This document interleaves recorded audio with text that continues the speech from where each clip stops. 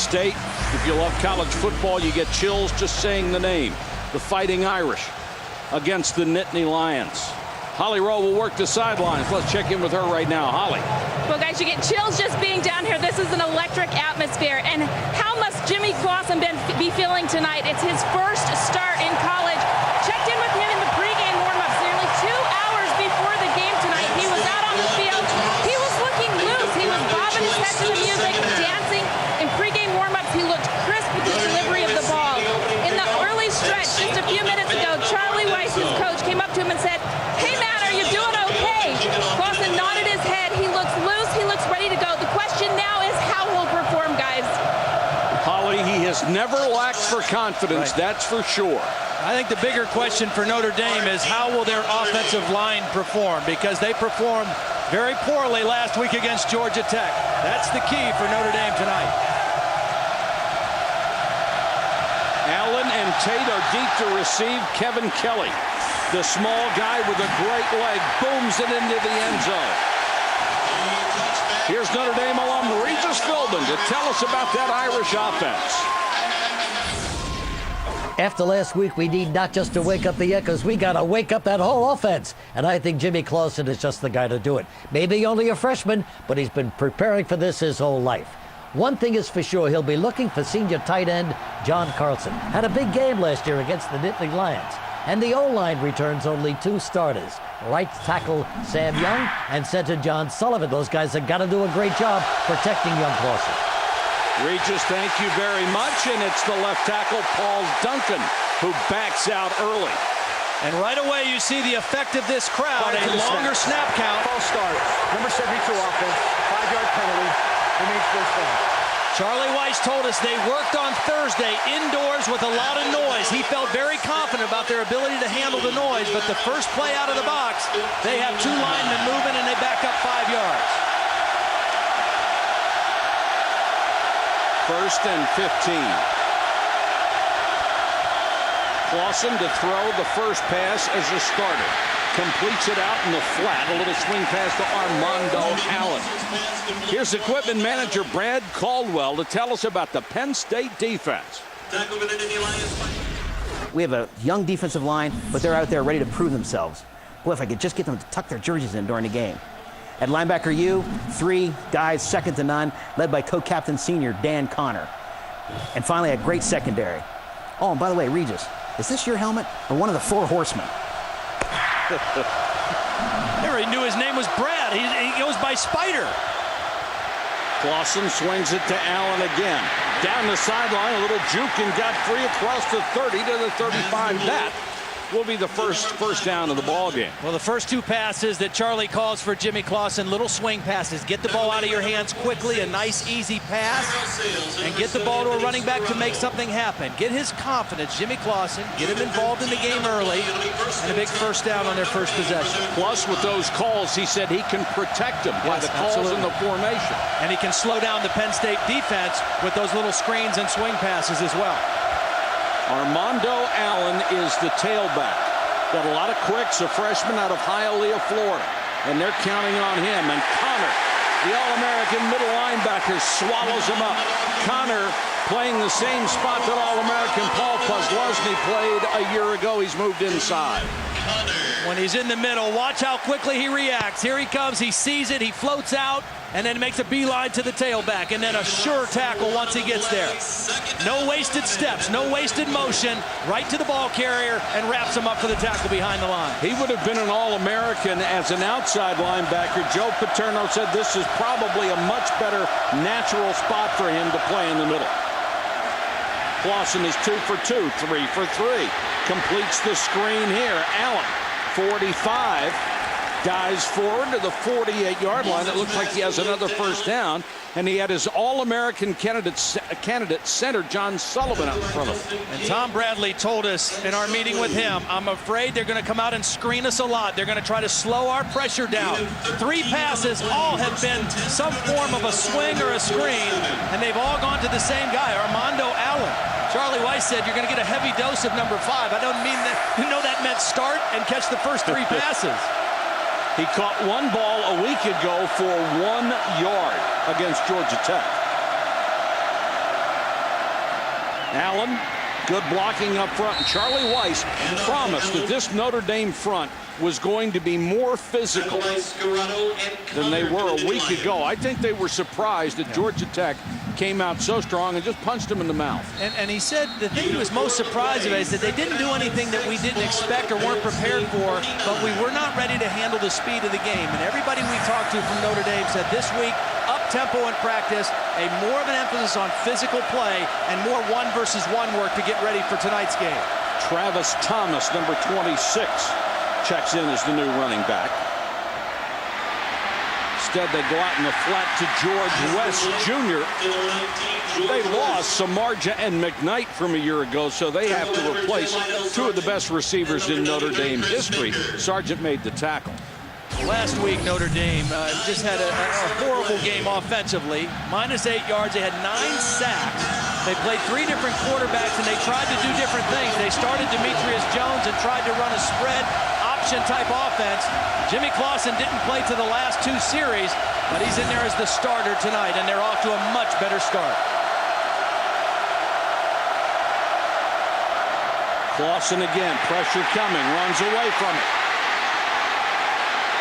Got a block. What a great block by the fullback, Schwab. He just laid somebody out. Well, Jimmy Clausen makes a pretty veteran decision here. First, he eludes the safety blitz by Tony Davis, and then instead of trying to force a throw, he knows he only needs 1 yard for the first down, and he gets it. And Schwab, who tore his knee up in the game against Penn State last year, those are the kind of blocks you dream about. That linebacker has no idea where you are. You peel back and you lay one right into him. That was a sideline warning on Penn State. The guy who got creamed was Sean Lee, the Big Ten Defensive Player of the Week a week ago, and he got crushed by the fullback. Allen back in. They swing it to him again. Not this time, says Penn State. Every pass so far for Jimmy Clausen has been a swing or a screen. Get it out of your hands quick. Make sure he's protected. Don't give up a sack early. Don't get this crowd into a frenzy. Move the ball. And what those passes are like, they're basically running plays where you throw it to a back out in space and try to gain 5 or 6 yards. Clausen was one of the most celebrated recruits ever for Notre Dame, the biggest since Ron Paulus, who ironically happens to be the new quarterback coach at Notre Dame. 2nd and 11 as that last swing pass lost a yard. Clausen will take off. Dives to the 32-yard line. In his high school career, Clausen threw 146 touchdown passes, had only 20 interceptions. Those are gaudy numbers. Absolutely. I mean, and the fact that he never lost a game, he's had such a different experience having those 2 older brothers and being in locker rooms, being in quarterback meetings as a 13, 14-year-old kid. And it's just a much different preparation that Jimmy Clausen has had to be the quarterback at Notre Dame. Robbie Paris comes in as an extra wide receiver on 3rd and 8. This will be the 10th play of the opening drive. Another blitz is coming. The pass through the hands of Armando Allen, who was out as a flanker, and now it will be 4th down. And you're sort of in that in-between area at the 32. They've got a couple different kickers, too. It appears Nate Whitaker is going to kick this one, the right footer, because Evan Sharpley is the holder. They have a left-footed kicker and a right-footed kicker, and they have 2 different holders for each kicker. It will be a 50-yard try. Sharpley is the holder.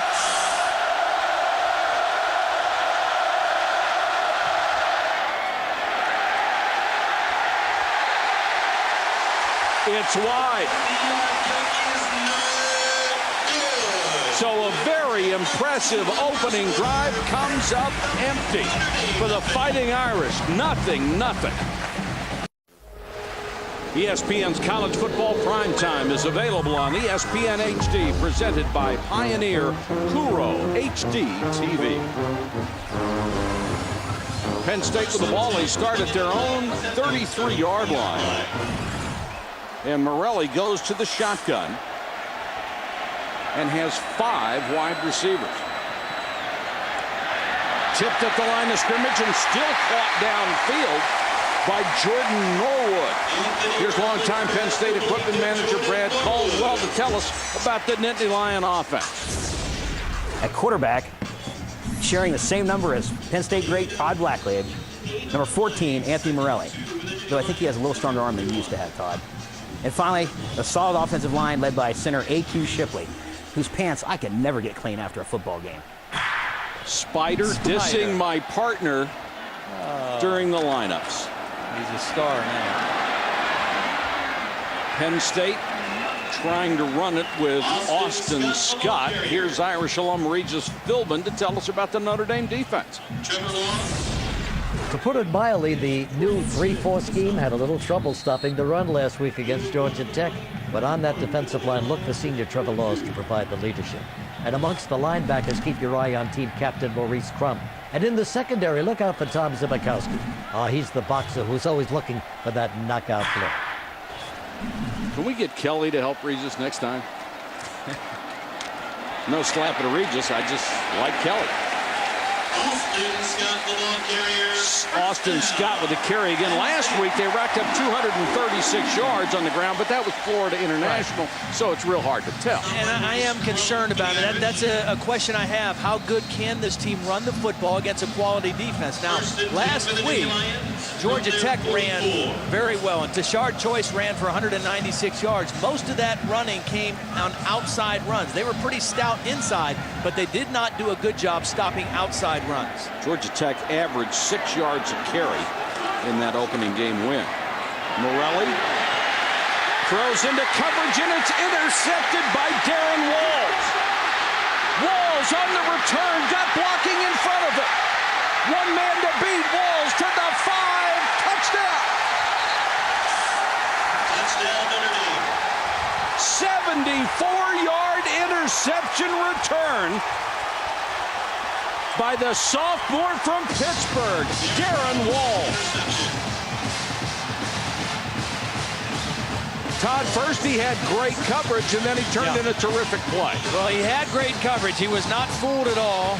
And the throw was too far inside by Morelli. If you're going to throw that deep route, you better throw it outside. So if your man doesn't catch it, nobody does.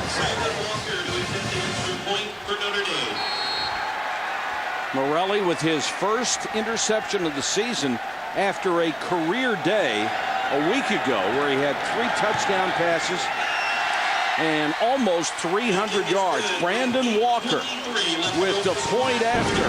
And Notre Dame, a heavy underdog at Penn State, takes the lead.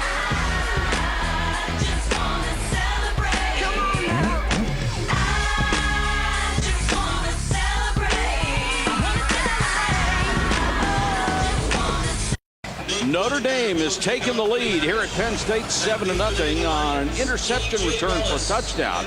And the Notre Dame defense has now outscored its offense this year, 7-3.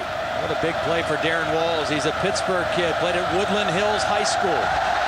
Nate Whitaker to kick off. Rodney Kinlaw on the return.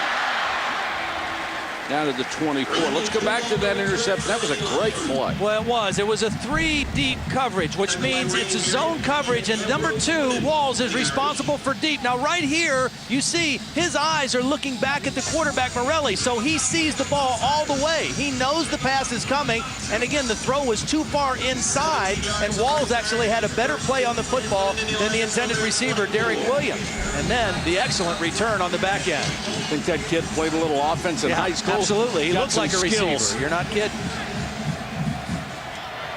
Scott will open this series as the tailback. 7 yards behind Morelli, and Scott will get the carry. Or maybe 2 yards, and that's it. Vernaglia comes up from his linebacker spot. Let's check in with Reese Davis. Reese? All right, Mike, time for a Taco Bell studio update. And probably every Michigan fan in Ann Arbor is ready to make a run for the border. Dennis Dixon to Jason Williams, another touchdown, 39-7. They're going to the 4th in Ann Arbor. Look what's happening in Tallahassee. Florida State down 2 touchdowns, and the ball coach up by a touch on Georgia. Boy, You just don't know what's going to happen anymore, do you? Scott with a carry. The ball came loose. Notre Dame says they have it, and they do. But there is a flag down. Hold the phone. Brockington made the tackle.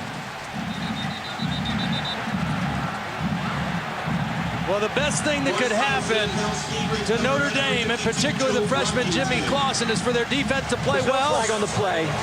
The ball was fumbled by Penn State, recovered by Notre Dame, first down. And if you can get a couple turnovers, all the better.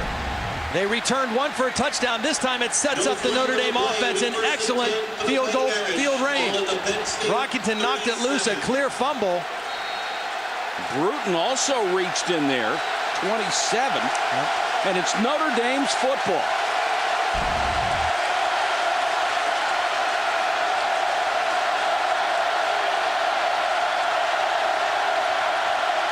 Movement. Notre Dame moved early, and again, it was Paul Duncan, the left tackle. That's twice for him tonight, as Penn State showed blitz. Prior to the snap, false starts. Number 72 offense. 5-yard penalty. Still first down. Well, the Dell X factor for tonight in this ball game, it's pretty much the same for both teams. It's what happens in the trenches, the offensive line. And that'll show up in quarterback sacks and rushing yardage. Last week, Notre Dame, again, very tough night. 9 sacks, under 2 yards per rush. Penn State, a much better night against an inferior opponent. But tonight, Notre Dame's offensive line protecting Jimmy Clausen very well. Travis Thomas is in on 1st and 15. Thomas on the delay. Not much there. And remember what Charlie Weiss said to us last night. It would be a major surprise if my team doesn't show up. And he didn't mean just get off the bus wearing their uniforms. He meant show up, play hard, and have a shot. Well, I think he really challenged his team this week that we have to step up physically. We can't play like we did last week anymore this season. And they have come out, they're a much different looking football team to start this game, no question. Aren't they? 2nd and 13. Clausen. Well, he did a nice job keeping it alive, but finally Josh Gaines got to him. Sean Lee was there as well. It's a loss of 12. And this is one where a young quarterback needs to know, sometimes the defense wins. Sometimes I got to just throw this thing away or just run straight up and get what I can, because now 3rd and this long is very difficult because we've also taken ourselves out of scoring range. We've taken ourselves out of field goal range with that big sack. As smart as Charlie Weiss might be as an offensive coordinator, there are no good plays on 3rd and 25. Junior Jabby comes in for the first time. He's number 37. They like him as a 3rd down back. Quick hitch to the sideline, complete to Duval Kamara. Picks up a little bit. And it'll bring up a 4th and long. Here comes the punt unit. Now Notre Dame still has the chance to flip the field and have field position edge, but that big sack was critical because it took him completely out of scoring territory. Jeff Price, who had a tremendous season a year ago. He was number 6 in the country, averaged 45 for a kick. And he'll kick to Scarrato, who is a dangerous kick returner. 3 punt returns for touchdowns. Only the 5th Notre Dame player ever to have that many in a career. Won't get much of a chance on this. Fair catch at the 14-yard line. 32-yard punt, no return. The Lions have to stop turning it over. Quite a scene down there on a Saturday night. Matt Hahn is the fullback in front of Austin Scott. Penn State yet to get its offense on track. They've suffered 2 first-quarter turnovers. Scott. Trevor Laws, the first man there. Well, Penn State's had the ball twice, and they've turned it over twice. First, Anthony Morelli. Ball a little thrown too far inside, picked off, and this one returned all the way for a touchdown to really get the Notre Dame defense off to a great start. And then the fumble by Scott recovered by Notre Dame. You might get away with that against the Florida International, but you're not going to get away with that against a team like Notre Dame, a team that's coming in here with a sense that we've got a lot to prove after our opening week. And you've kind of played right into their hands in terms of helping the confidence of Notre Dame. Morelli with time, swings it out. Derek Williams, wide receiver who lined up in the backfield, catches the swing and picks up a couple. Let's check in with Holly. Guys, I've been standing right here as the offense prepares to take the field the last 2 times, and I can tell you their demeanor has changed slightly. The first time they took the field, they were up, they were high, they were kind of whooping, really excited to get out there. Right now, after a pep talk by Joe Paterno, who gathered them all together, they're more cautious. You get the feeling that right now they just want to take care of the small details. They were more quiet, more determined. Well, the smallest detail is protect the football. You must take care of the football, and they have not done that so far in the first quarter. Scott, off left tackle, stood up. Looks like he got the first down. And he did. When I talked to Joe on the phone last night, I asked him if he thought after the Appalachian State game he'd have any trouble, any coach in the country would have trouble getting his players' attention about who they were playing. And he said, no, I think we got him now. And they know Notre Dame was going to come in here and play better. It's only 2 wins behind Bobby Bowden for #1 all time.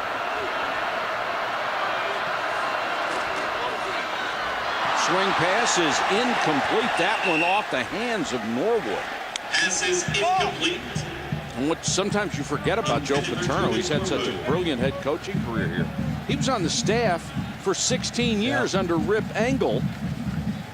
I mean, tomatoes weren't invented when he started here. He's done it all with all the class and dignity you could ask for out of a coach.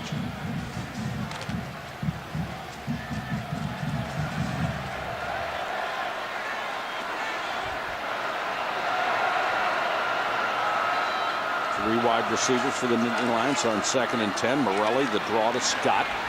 We got a couple. Let's check in with Reese Davis. Reese. All right, Mike, the nation's longest winning streak is in jeopardy. Boise State has won 14 in a row, but they're in Washington's house, and Jake Locker finds Marcel Reese, and he is gone. 24-10, under 6 minutes to go in Seattle. 3rd down and 8. Ball is at the 27. Boy, does that kid have a future at quarterback? He sure does. Off to a great start this season.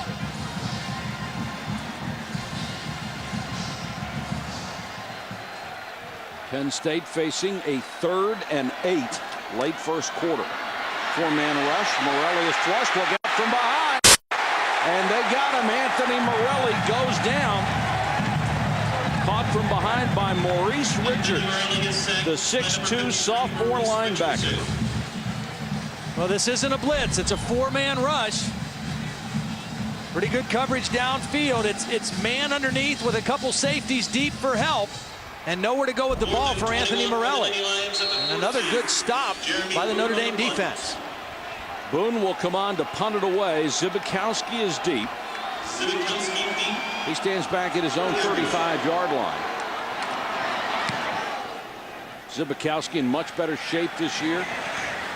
Came back down about 10 pounds from a season ago. 42-yard kick, no return. And we've got a fight back where the punter was. Guys really going after each other. And Jerome Hayes, is a backup linebacker, is without his headgear right now. And there is a flag down. I don't know what the call is going to be.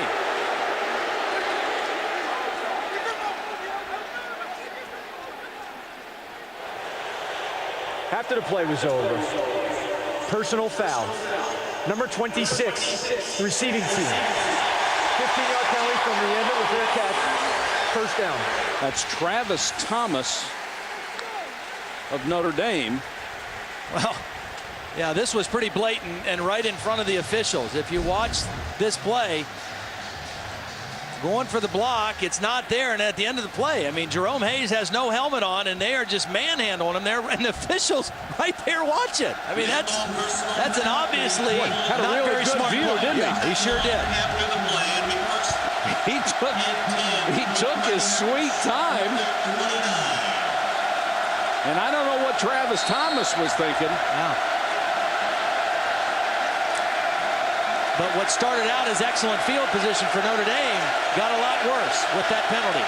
Notre Dame lost a player a week ago, Justin Brown, who was ejected against Georgia Tech for throwing a punch. And I'm not sure there was a punch involved in that, although it was pretty close. Aldridge with a carry. Let's go to Holly. Well, guys, down on the sideline, Jerome Hayes came to the sideline without his helmet on, and one of the Penn State coaching staff intercepted him and started screaming at him, getting on his case, and he screamed back, said, hey, they ripped my helmet off. He's got blood streaming down his face. He's got a cut across his face. He certainly took the worst of that. Pretty tough to yell at him. He was laying on the ground getting drilled. I've seen that with a gunner running down the sidelines, but I've never seen that somebody rushing up the middle on a punt. Quick toss out to the flat. Grimes across the 30 to the 32. What I think you're going to see from Jimmy Clausen and Charlie Weiss, because everything so far has been quick throws, a lot of swings, a lot of screens, 7 of 8, 49 yards, is they're going to fake one of those pretty soon and throw something down the field. He has not thrown anything vertically down the field yet. He certainly has the arm to do that, but they're setting up this Penn State defense for a throw down the field. 3rd and 7. Clausen will go to the shotgun. He certainly has shown a lot of poise already. Blitz coming. And Clausen able to throw it away. Now the question is, did he get outside of the tackle box to throw that away? You can throw it away as a quarterback as long as you get outside of the tackle box and the ball crosses the line of scrimmage. He was being pursued by Sean Lee, an excellent blitzer, and that's what Joe Paterno's saying is he was not outside the tackle box. I'm not sure if he was or not. It's not how far you go back. Right. Those lines from the tackles extend all the way. And he was outside, I believe. Very close, but it looks like he was. And a good heads-up decision by Clausen, knowing he could throw the ball away. Price to punt to Williams.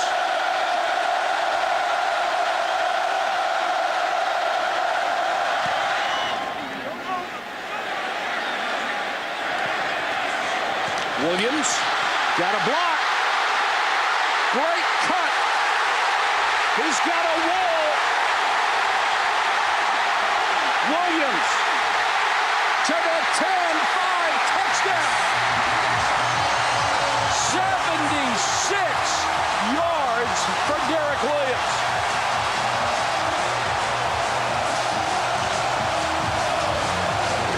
Terrell Lambert had a shot at him as soon as he caught the ball and missed him. Officially, they're going to say it's 78 yards. And I actually thought he was going to bobble that catch. He caught that thing low right off of his shoe tops and made the first guy miss and then turned in an outstanding individual effort. So we've had 2 huge plays in this game. That monster kick return and an equally large interception return for a touchdown. You think Joe Paterno isn't an all-purpose coach? We'll show you when we come back.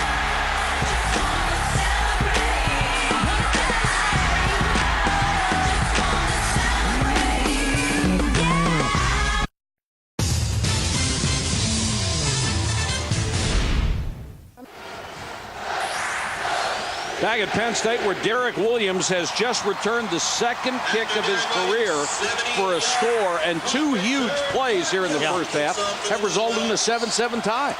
And neither one by the offense. One special teams, one defense. Kelly to kick. Tell you what, 5'7", 163, and he just crushes that ball off the tee. Well, watch his return. Look at that catch right off the toes, and then he goes. Unbelievable. Now watch these blocks as he set up. 1, 2, 3, 4, 5, 6 blocks on this play, and all of them legal blocks in front of the defender. There's the last one right there, and Derek Williams just set up his blocks all the way down the field. Joe knows how important special teams are to the total team effort. Always has. Always been a stickler for special teams. Travis Thomas, the tailback, plunges forward to 4. Joe Paterno, for all his years here, has learned how to work the crowd. Let's go back to the pep rally last night.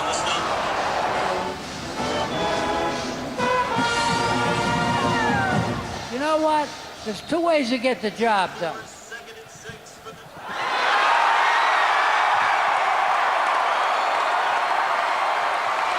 All right, let's go.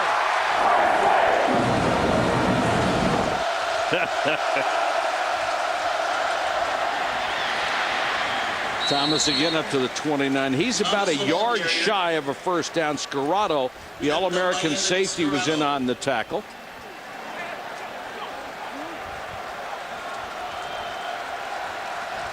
And that's the end of an exciting first quarter from Penn State. It is 7-7, the Nittany Lions and the Fighting Irish.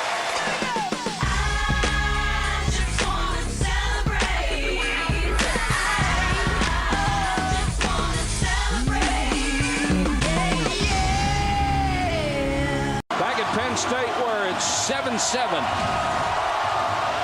3rd and a yard for the Irish. Thomas takes it outside.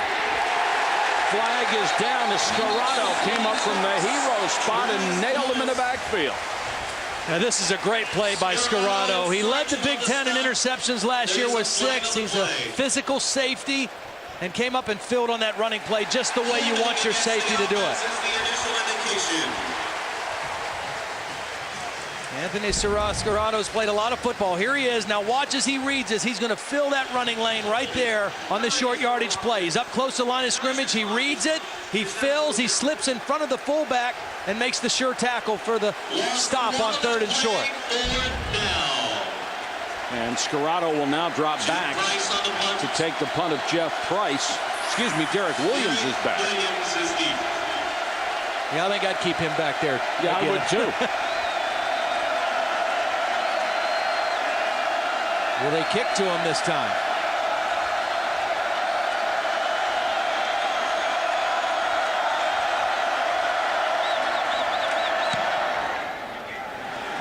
Nice kick. Williams with a late fair catch signal from 28. Reese, what do you have?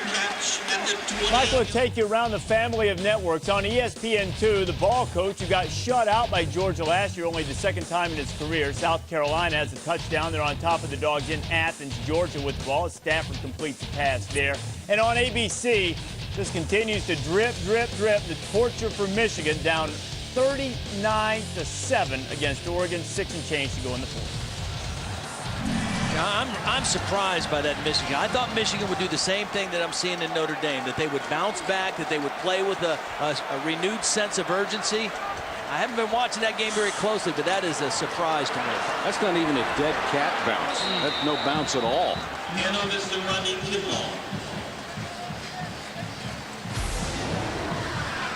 Dante Brown.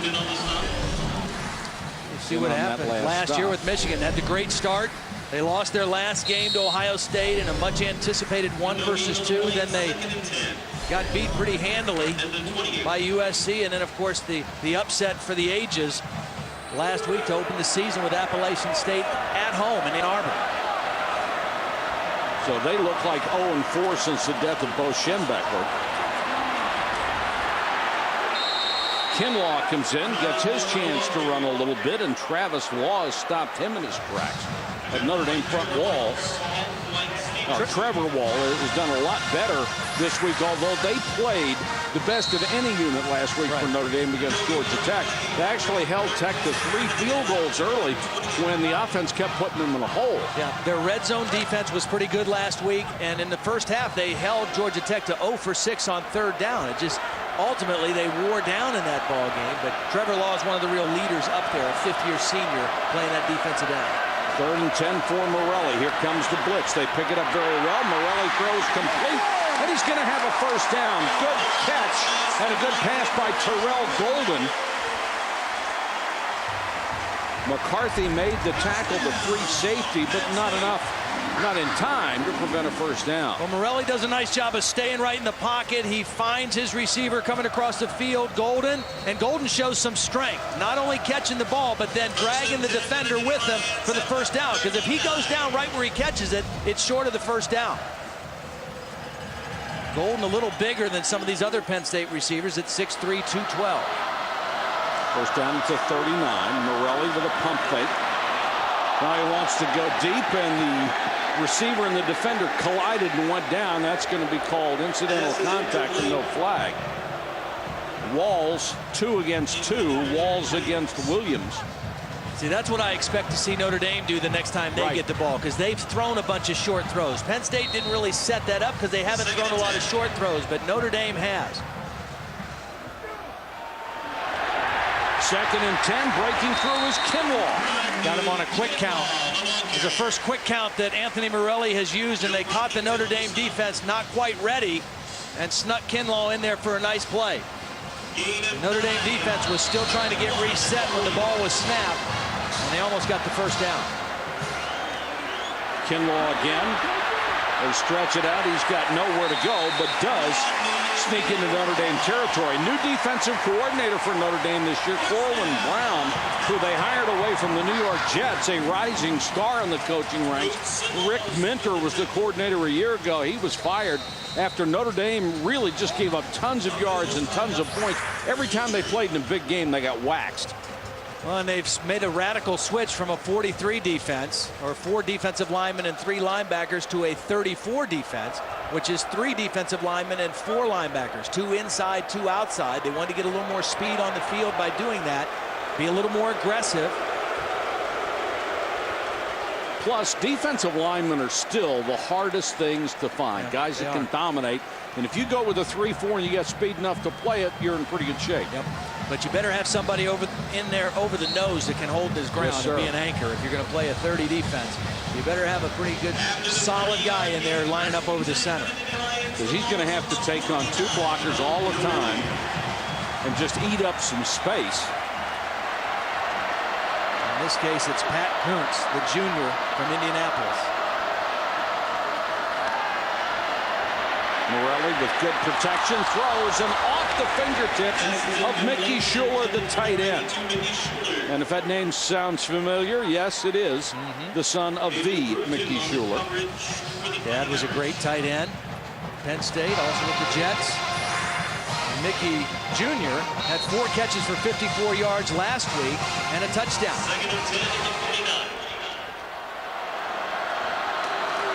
Andrew Quarles, who would have been the starting tight end, has been indefinitely suspended on an incident of underage drinking. And that will be a coach's decision on when he might come back. Ian Williams and John Ryan were in on that last tackle. I think Notre Dame is holding up pretty well against the Penn State running game. We mentioned they had 236 yards rushing last week against FIU. Georgia Tech struggled. They allowed 259 yards rushing to Georgia Tech, but they are playing much more stout against this Penn State running game tonight. Right now they are set up in a 4-man line.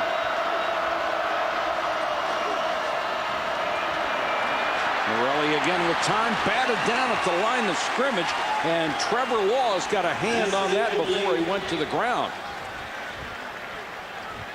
That front wall doing a pretty good job for the Irish. And just pretty good, solid defense. 4-man rush. You tell those linemen, if you can't get to the quarterback, just get your hands up. And that's exactly what Trevor Laws did. Timed his jump, got a big hand on the football, and forced the Penn State punt. Jeremy Boone on the punt.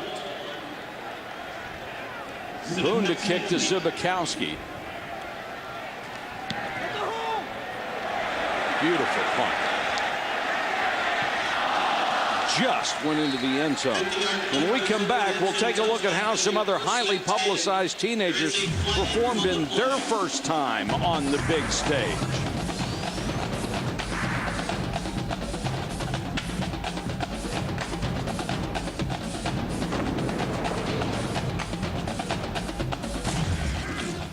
And we'll hold that for a second because there was a flag down at the end of that play.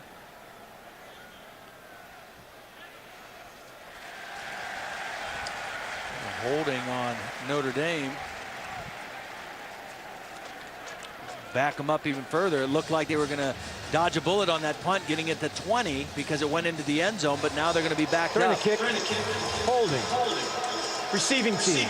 10-yard penalty will be enforced from the 20-yard line after the touchback. First down. Serving first and 10 for the Irish from their 10. All right, some rookie debuts coming up for you in just a moment. Stay with us.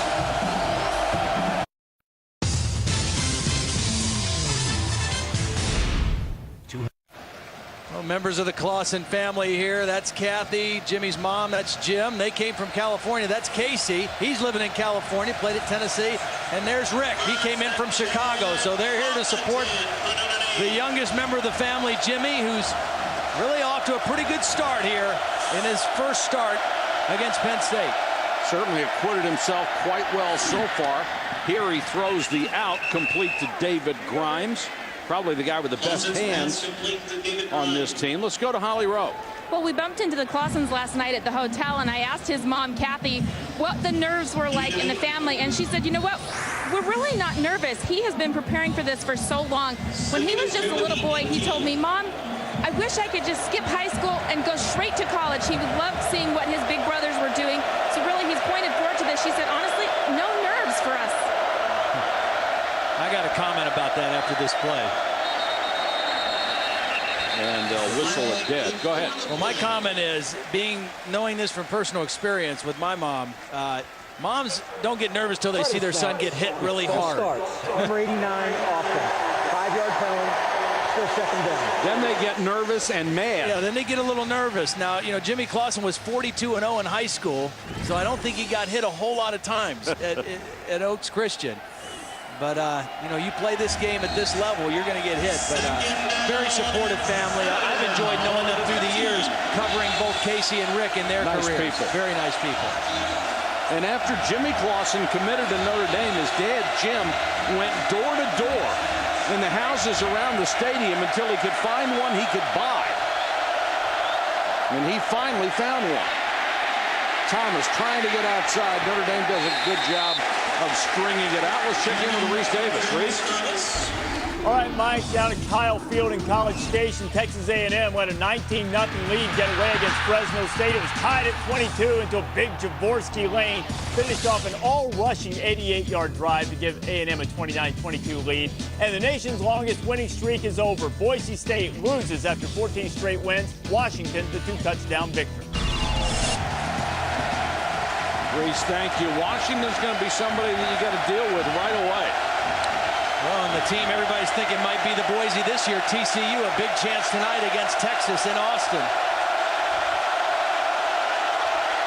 3rd and long for Clausen, and Notre Dame is changing the play. Clock down to 0. Look out from behind. Clausen never saw Aaron Maben, who gets his 2nd sack of the year from the blind side. One of the hardest things for an offensive lineman is to block a speed rusher when it's loud crowd noise. You don't get off on the snap quite as quickly. The left tackle is late. Paul Duncan is just late getting out there, and that's an easy sack to the quarterback.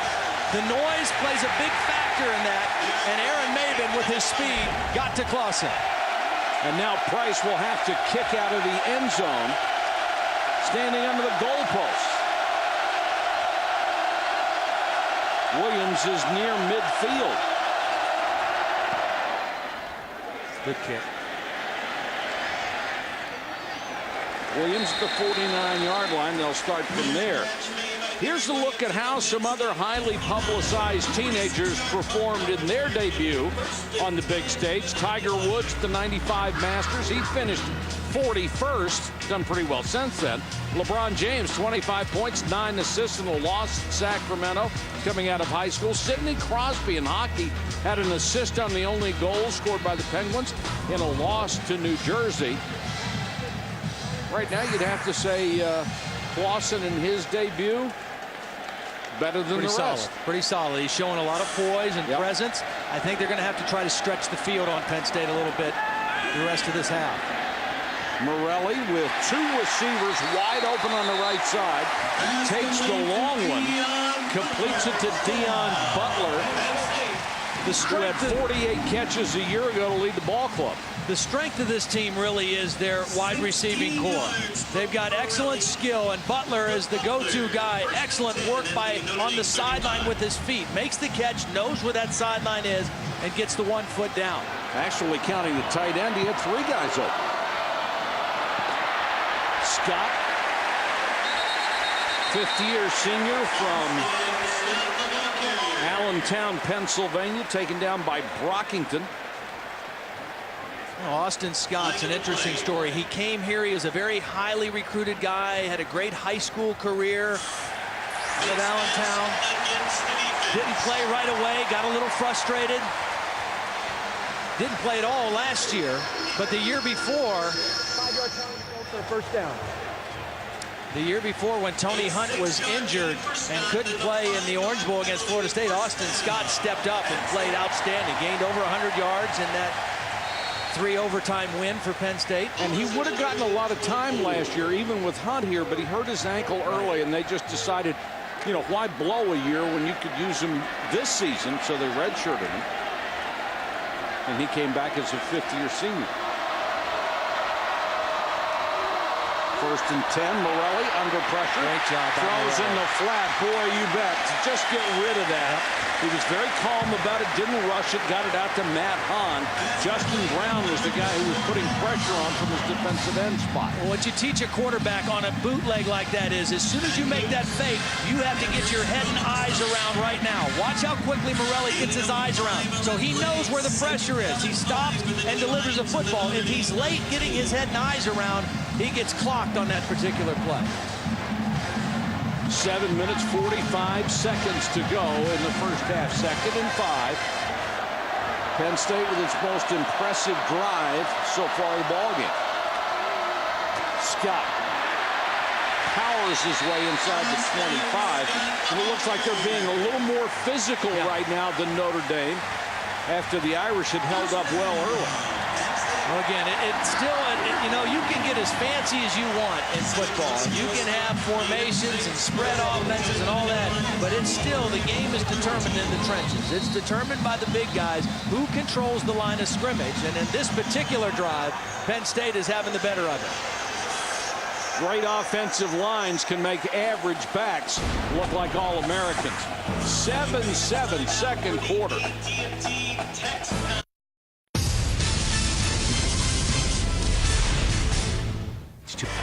Welcome back to Penn State. It's taken that Nittany Lion offense a while to get on track.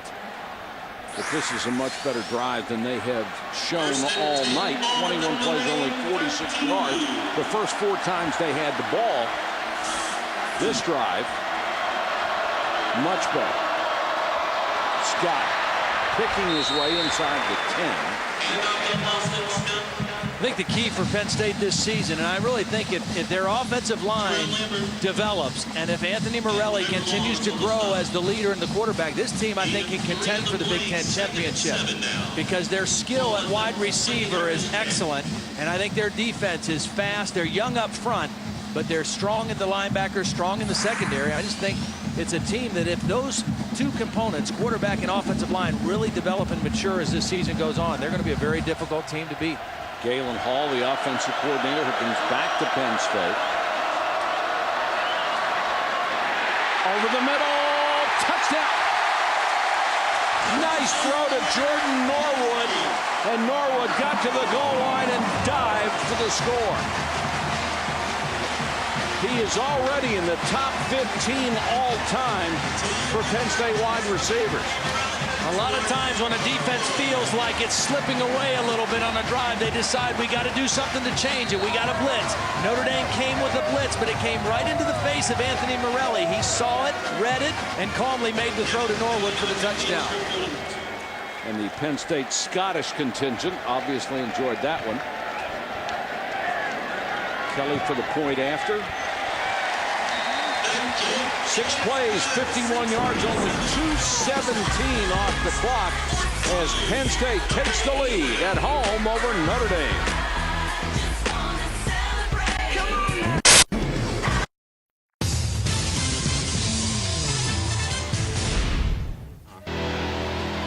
top 25 greatest players in college football was voted on by a blue ribbon panel of former coaches. Former players and media members will reveal 25 through number 1 over the course of the season, announcing the greatest player in college football on the last week of the regular season. You don't think that'll stir up a little controversy? Golden Tate and Armando Allen are deep. Another big kickoff, and Allen snatches it away and pays the price as he only gets back to the 16-yard line. Tyrell Sales made the stop for Penn State, pick number 46. Well, here's Jordan Norwood. Now, a couple things to watch. The blitz is going to come right here, but it's a zone blitz, and Norwood's going to read it and just come right into that void area and watch the tight end Schuler occupy that other defender and open things up for Norwood.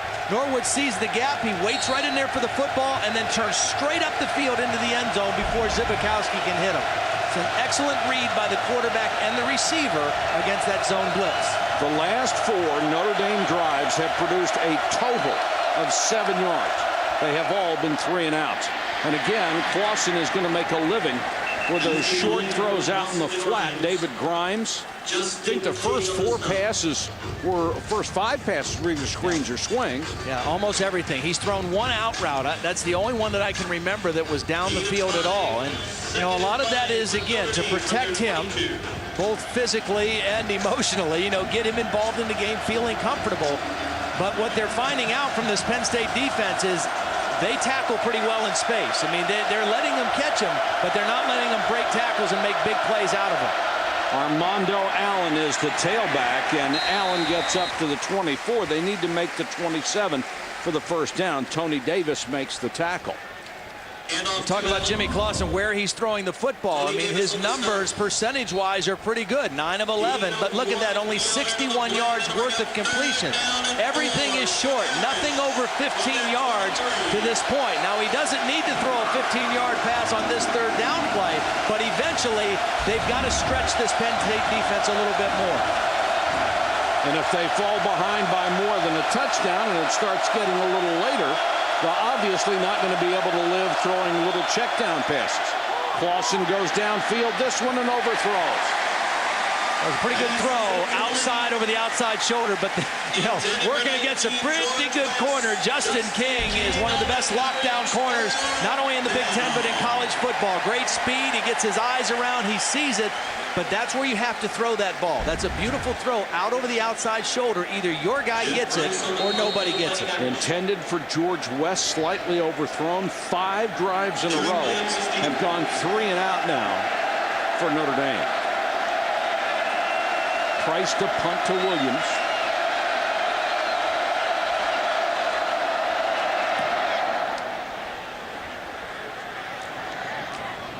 Williams bobbles that fair catch. Had a tough time hanging on to that one. Finally did. Kick of 40 yards. We take you back 25 years to 1983, the Sugar Bowl. Tonight's Good Hand Flashback presented by Allstate. Penn State against Georgia.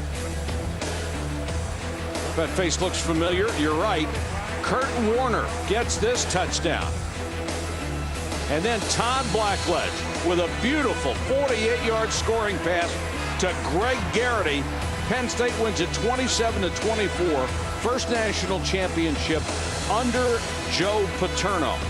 And I talked to Joe last night, Todd Blackledge. You were the MVP of that Sugar Bowl game. I talked to Joe last night, and he said one of the most memorable things for him during that season was after an opening day loss to Alabama that you talked to the players and told them, we're not losing again this year. We're just not. You didn't. You won all the rest of the regular season games, went to play Georgia with Herschel Walker for a national championship. And he said Todd got up as the players were getting off the bus and says, all right, let's go finish this thing. And you finished this thing. You were the MVP. You were an All-American that year. And you were an All-American academic quarterback. Pretty darn good year. We had a great team. You know, you saw Kurt Warner on that touchdown run. Kurt's here for the reunion, and he was as fine a running back as I ever saw. or played with. And he was a great running back in the NFL for the Seahawks. And Sure Greg was. Garrity, who made that touchdown catch, was played a long time in the NFL. We had really good players. And one of the other guys who's here, Joel Coles, was our fullback. And Joel Coles made an impassioned speech to our team in the locker room in Alabama after we lost. And everybody was feeling terrible. And he jumped up and he kind of started that whole idea that we're not going to lose again. But we got our running game going the second half of the season, and when we met Georgia, we were a pretty good offensive football team. And that team will be honored at halftime of this ball game. 110,000 people will stand up for that one. Morelli with pressure. Flag goes down. That looks like it's going to be a face mask. And that's unfortunate. Good job by Maurice Richardson to get in there. And right at the end, it looked like he grabbed the mask. It looked like it was incidental as well. Yeah, I mean, that's unfortunate because it was a good rush. Again, a four-man rush. Incidental face mask, number 53 defense. 5-yard penalty from the previous spot. We play third down. Checking with Reese Davis. Reese? All right, Mike, a great finish at Kyle Field in College Station. Fresno State and Texas A&M. Under 10 seconds to go. Fresno's Tom Brandstater avoids the rush, finds Bear Pasco. Touchdown to tie it there in overtime, and Fresno has the ball first and goal on the 1 to win it. Wow. Dennis Franchione under a lot of heat down in College Station. That's not a game that you want to lose at home early in the season. Penn State has not had a penalty in this ballgame. Notre Dame has been flagged 7 times for 50 yards. Now a makeable third down for Morelli. Drops back on 3rd and 6, throws, and has the first down to Derek Williams. And you said a makeable third down, and think about how critical that penalty was, because if he doesn't grab the face mask, it's 4th and 16, they're punting. Right. They get third down over, and it's 3rd and 5. It is makeable. Williams knows where he has to go for the first down, gets it easily. A very costly 5-yard penalty because it averted. It should have been a Notre Dame getting the ball off the punt. Instead, Penn State still with the football. Nicely designed pattern there, too. And Derek Williams, after the area had been cleared, hooked up and turned to the outside. Morelli timed it perfectly. Morelli, bootleg, throws out in the flat. And that one's complete to Golden. He only gets a couple. Let's go to Holly Rowe. Holly? Well, guys, you're talking about how an impassioned plea from a player can bring you to greatness, as Todd did with Penn State. Well, last year, after the Michigan State game, in the locker room, the players that were returning for this season asked the seniors to leave. Derek Williams told us they had an impassioned meeting where he told the players, I expect nothing less than a national championship with the quality of guys that we have coming back, and it's going to start with winter workouts. I talked to their strength trainer today, John Thomas.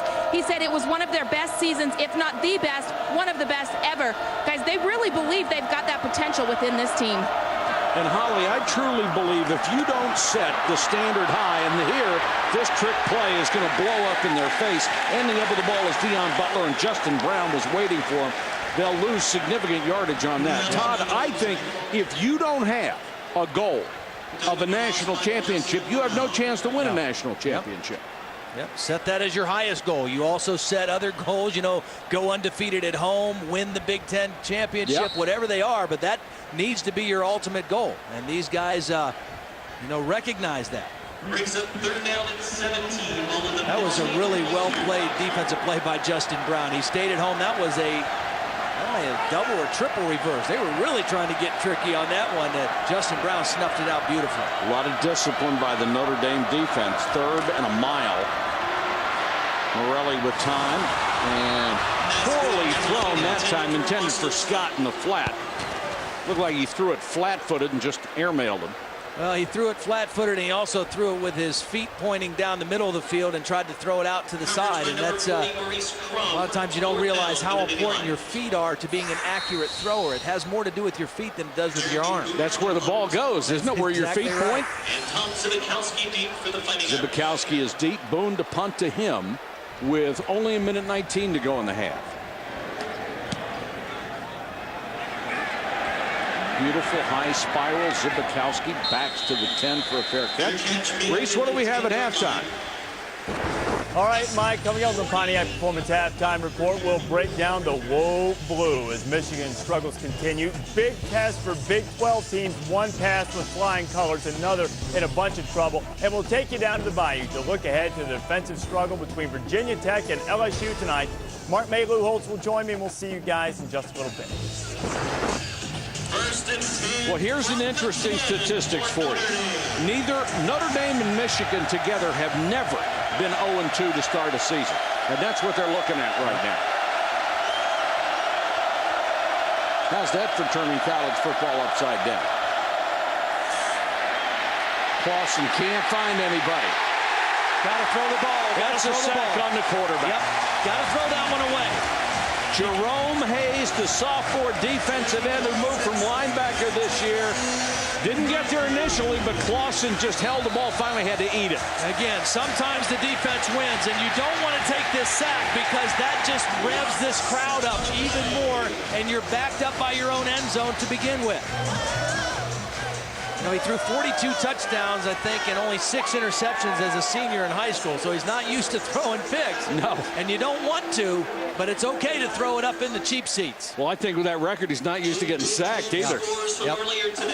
Got a timeout with 49 seconds to go. First half of play from Penn State.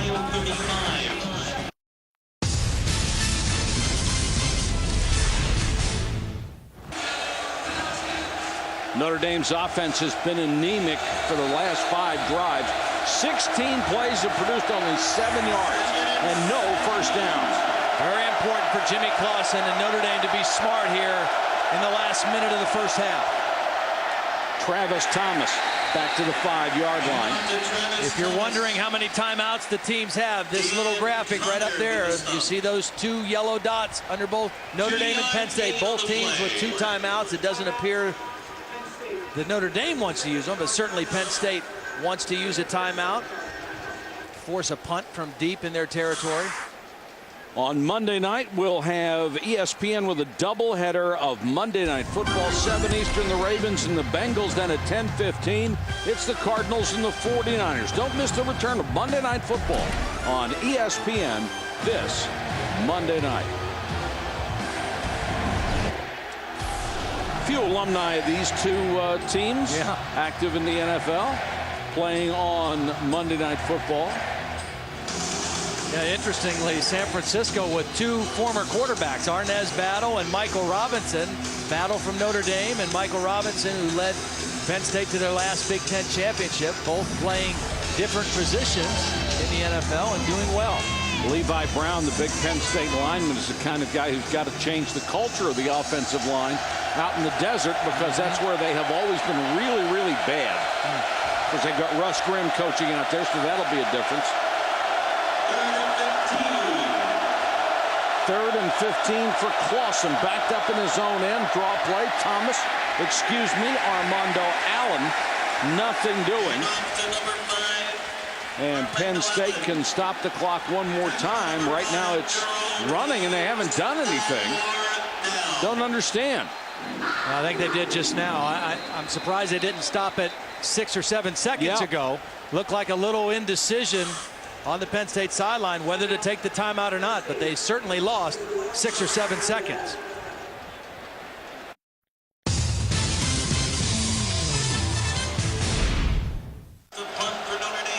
Fourth and 14 for Notre Dame. Joe Paterno appeared to be upset with somebody on the sideline for not getting that timeout quickly enough on that last play. Derek Williams is deep. Price again in the shadow of his own goalpost. Returnable kick. And Williams will let it go. It's a mistake by Derek Williams. A low kick.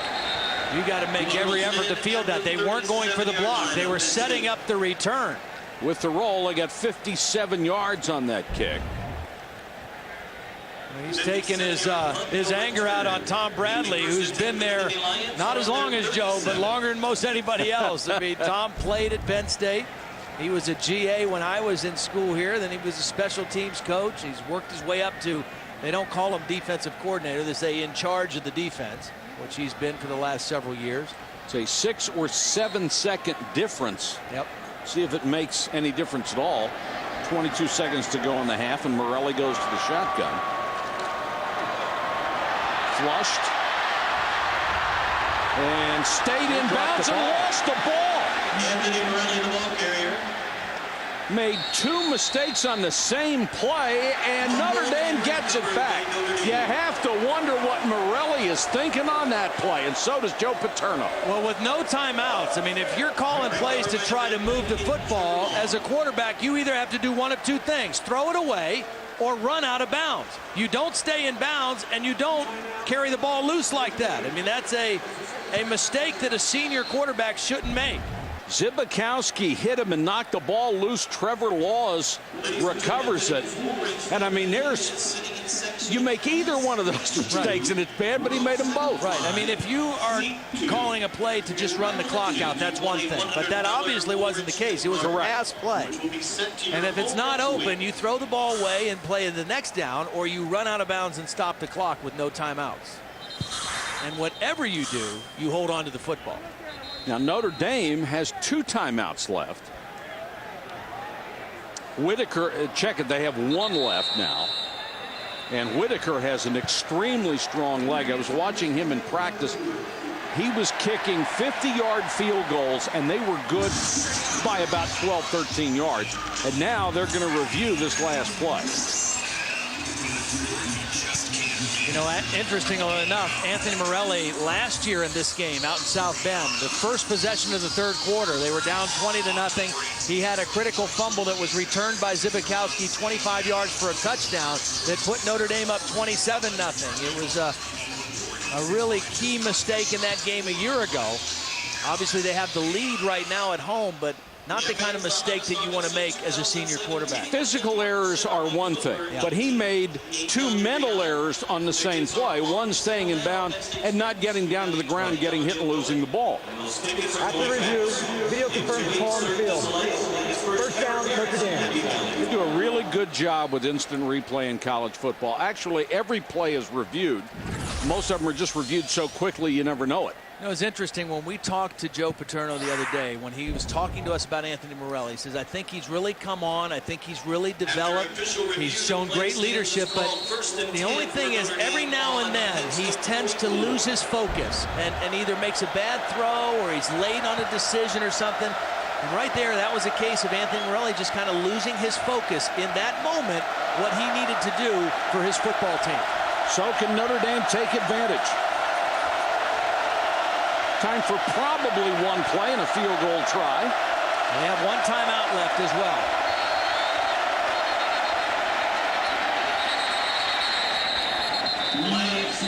And this Big East officiating crew blows this play dead. There's a flag down in the secondary.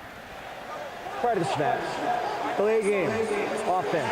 5-yard penalty. Ouch. Go first down. There's a fundamental mistake coming out of a long timeout.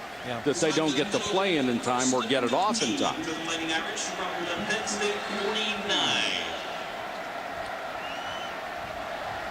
Boy, Morelli is the one guy hoping the most that nothing comes out of this.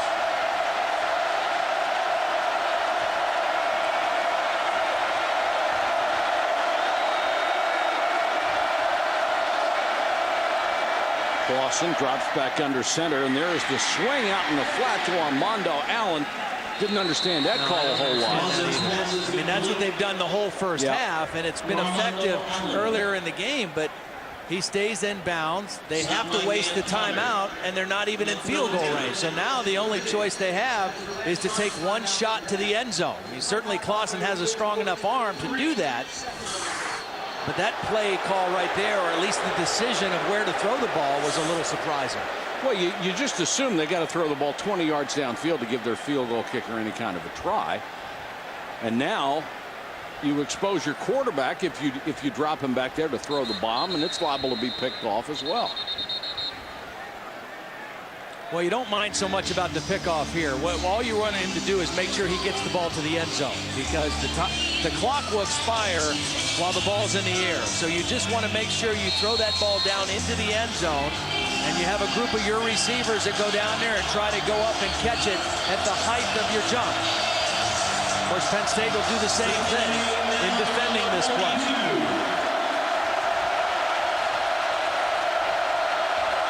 Notre Dame with 4 players inside the 15-yard line. Clausen flushed out of the pocket. Now he's going to run.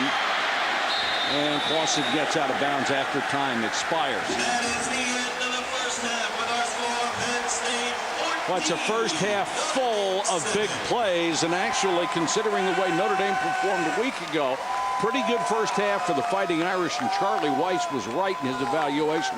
He said this team is going to show up this week and do a lot better than they did a week ago against Georgia Tech. Let's go to Holly.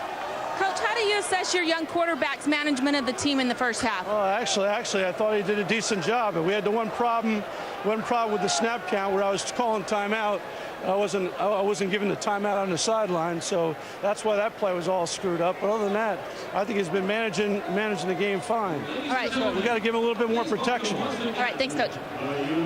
All right, Holly, our halftime score is Penn State 14, Notre Dame 7. Let's join Reese Davis for the Pontiac. Like last week, the Notre Dame defense has held their own okay. They've forced a couple turnovers. They've been pretty stout against the Penn State running game. And they've done what they need to do for this team. But the offense has got to pick up the slack. Tell you what, you set a record getting from the field to get back up here. Penn State with a big kickoff return. A.J. Wallace.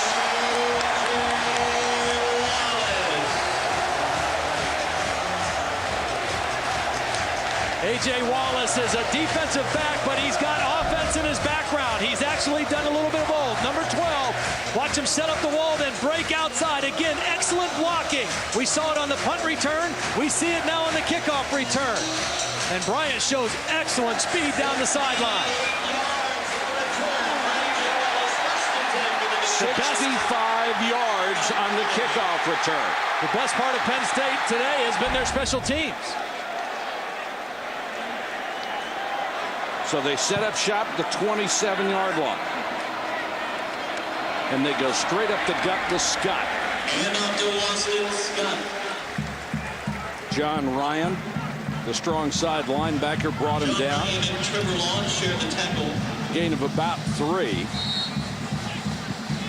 Notre Dame, the way they have run their offense, if they give up another score, at some point they're going to have to come out of their shell. Yeah. Morelli on the play action fake, and Scott about a yard shy of a first down at the 18-yard line. Trevor Laws from the defensive end spot. He's been in a lot of stops tonight, very active. A nifty little draw play. Looks a little bit like a Statue of Liberty play. Fake that quick throw and then kind of hand the ball back. Brings up a 3rd and short for Penn State.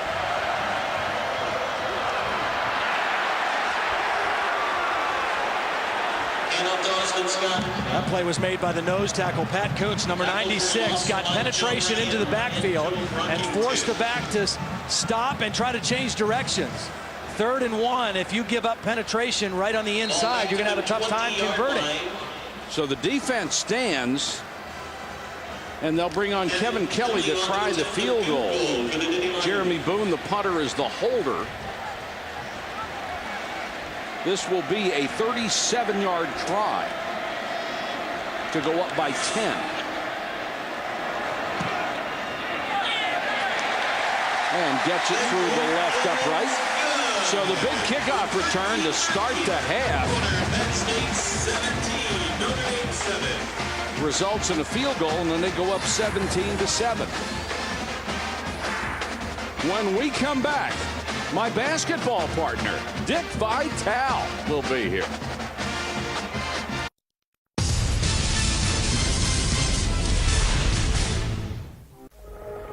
ESPN's College Football Primetime is available on ESPN HD, presented by Pioneer Kuro HD TV. 17-7 with 13 minutes, 13 seconds to go. 3rd quarter of play from an electric Penn State Beaver Stadium. Allen and Tate are deep. And it's Tate out of the end zone. 20, got a hole. Slips the tackle, lost the ball, appeared to get it back. That looked like Mickey Schuler ripped the ball out, but it came right back to him. We are now joined by one of the best guys in the business, my basketball partner, Dick Vitale. Dick, great to see you, my friend. Well, great seeing How's you, your Mike. summer? I'll tell you, 20 years, it's been real busy, doing a lot of motivational speaking, trying to raise money for the VFam Nation, and we've had a lot of success with that, and we need more. So right now, one of my projects, Mike, I'm trying to raise $1 million for pediatric cancer to help little kids because we lost a neighbor of ours this summer to cancer. Anybody wants to help me, go to dickvitaleonline.com. Nobody better than Dick Vitale raising money for a great cause. Done it for the V Foundation for so long. Clausen back to throw. There's another little swing pass, and Allen will pick up a couple. What's your take on the new quarterback? Well, you know, the one thing, think about this. A revenge game for Penn State. You're on the road. You're making your debut as a diaper dandy. You're in an intimidating environment. You don't have the great skill players they've had in the past. So I see Charlie Weiss being very conservative. I want to ask Todd, who certainly was a great quarterback. Todd, what do you think of the game plan? Sideline, and rather than throwing downfield. Well, it's safe. You know, it's protecting Jimmy, but like we've said on the air, I think eventually Penn State's defense is kind of zeroed in on that now. I think they need to try to throw something down the field and stretch him out, but he's got to get rid of the ball. A couple times he's held it too long, and that's resulted in a sack. Five-man rush coming, throws underneath, and knocked away from the tight end, Carlson. You know, we've talked about a couple guys, you know, similar to Jimmy Clausen, coming from high school, you know, much heralded and hyped. The guy that came to my mind, being from Ohio, was O.J. Mayo. You know, here's a case of a guy from the Midwest going to California. Jimmy Clausen from California coming to the Midwest. Do you see a similarity with O.J. Mayo? Well, you know, Mayo's certainly going to be a superstar at Southern Cal. They're so excited. He'll be an impact player there, and certainly Tinseltown's going to love him. Clausen needs a little bit more help offensively. The line's going to block better. He needs a little bit more support from his running backs. I think it's a lot to ask of a kid, and to really evaluate and judge him on a game of this magnitude on the road. 3rd and 11. Clausen throws That's a off good his decision, back Dick, foot. because what he's done in the past, or a couple times, is he's held onto that thing a couple seconds longer and taken a sack. Now, he didn't get the first down, but he didn't get sacked. It's better to punt the football and try to hope your defense can pin them down there and get the ball back in better field position. He's got to throw the ball downfield like Blackledge did in '82 to Garrity. Sugar Bowl, Blackledge to Garrity, championship, national title. You were honored at halftime. I met your dad today, and let me tell you, he has every right to be. He's so proud of you.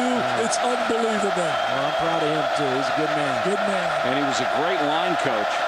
Price to punt to Williams. Got room to run, but no blocking, and taken down at the 20-yard line. 3-yard return, 44-yard punt.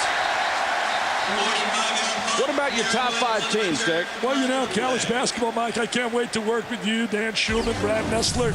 We're going to have a great year. Here's my top 5 right now. Carolina with Hansbrough should be super. Memphis has a great chance. They have a super diaper dandy, Derrick Rose. Kansas is loaded again. Georgetown with Hibbert. UCLA has a diaper dandy named Kevin Lowe, who should be one of the best freshmen in America. There's going to be a lot of impact young players in the nation. Now, you and Fred Barricat, the longtime face of the ACC, who was recently taking his retirement. You guys having a couple of boys' nights out. You're traveling around the country. No, we're having a lot of fun going to baseball. I want to see the Atlanta Braves. My wife and Fred's wife and a bunch of other young ladies are in France now for 8 days. So I'm a bachelor, man, an ugly 68-year-old bachelor trying to have some fun. That's the best analysis you've come up with in years. I tell you, Mike, I can't believe where all the time has gone. This will be my 29th year on ESPN, and I've loved every moment of it. I've worked with so many beautiful, beautiful people. Scott cuts it back across the 30, off to the races. Scott across midfield down to the 45-yard line. There's a 45-yard gain, but there is a flag back at the 12-yard line. Thrown in the area where you would expect holding. They had a penalty on the punt return that set them back to start this drive. Now they're going to go back even further. Ouch. And again, I go back to the decision Jimmy Clausen made to throw underneath. Don't get the first down. Let your guy punt it. Now they flip the field position-wise, and your defense is playing pretty good, so don't put them in a hole by taking a sack. That was a good heads-up decision. You know, Mike, I'm a big Notre Dame fan, obviously. My two girls went to Notre Dame. My son-in-law's Tom Krug, who played quarterback there. Also, Chris Forzo, who was a lacrosse player. And I love the university because it has so many good things about the university. And then when I see Joe Paterno, and you know better than I, Todd, I think immediately of loyalty, commitment, dedication, all the qualities that I think you need to be successful in life. Passion for what you're doing. And that's what Joe Paterno represents to me. They like the phrase success with honor at Penn State. I think that's true of both of these schools. Morelli on the draw. Kinlaw trying to get outside, still on his feet. Let's go to Reese Davis. Reese? All right, Mike, every week we honor the AT&T All-America Player of the Week. You can get in on the action. All you have to do, text the word VOTE, 87654 on your AT&T wireless phone, and you can access the nominees. And when you do that, you have a chance to win a trip to the national championship game in January. It's the AT&T All-America Player of the Week. We announce the winners on Thursday night. Reese, thanks very much. Dick, thank you for coming. It's always a pleasure. And have a great bachelor period here for a couple of days. You and Fred Bearcat. I wish you the best with your Cardinals, but watch out. I think the Cubbies are going to beat them. I think the Cubbies, no chance, Dick, are going to beat your Cardinals. Dick, thanks again. Guys. Always a pleasure. Thanks a lot, Todd. You guys did a great job. Dick Vitale, who has been one of my longtime partners. I mean, it's been a long, long time doing college basketball together, and always a pleasure to see him. He's a class act. 1 yard of the play. Penn State trying to get out of its own end. They're out to the 11-yard line. And we talked about the decision-making of Jimmy Clausen. Right now is a situation where Anthony Morelli needs to be a good decision-maker. You've got a lead. Don't make a bad decision or force a throw on this third down play backed up on your own 10. Be smart with the ball. Austin Scott's the tailback, and Morelli straight back in the pocket to throw. Has time, can't find anybody, and does the wise thing and throws it up in the cheap seats. Not that there are any cheap seats anymore. Yeah, that's right. Speaking of that, there is not a seat to be had in this place. We expect them to announce a crowd of over 110,000. This place seats 107, the second biggest facility in the country, behind Michigan by about 250 seats.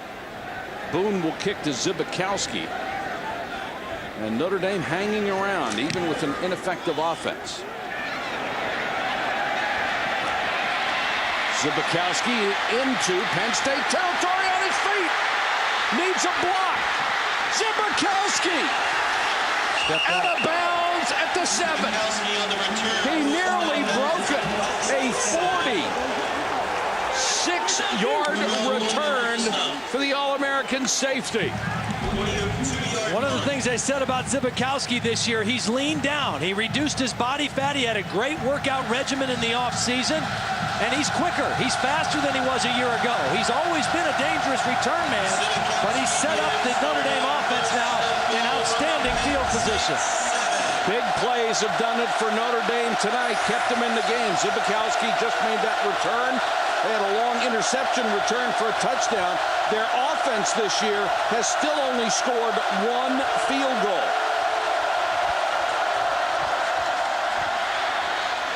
Clausen to the end zone and too far. Good decision by him because David Grimes really had 3 guys bracketed around him, and Justin King was right in his pocket. That's the kind of play where you're only going to send 1 or 2 guys out. You hope you fool the defense with the play action, but Penn State's defense was not fooled. Justin King was right there to defend the throw.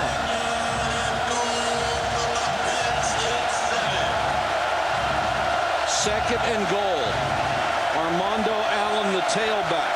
They have Schwab in as the blocking back in front of him.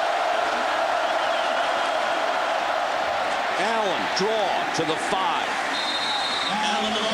It'll be 3rd and goal from the 5 for Jimmy Clausen as his entire family looks on.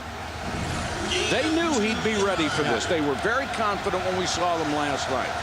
I'll tell you what might not be a bad call right now is if Charlie Weiss wants to spread them out and call a quarterback draw for Jimmy Clausen right here. They have not shown that. It's a safe play. You either get in the end zone or you kick the field goal. Either one would bring them within one score.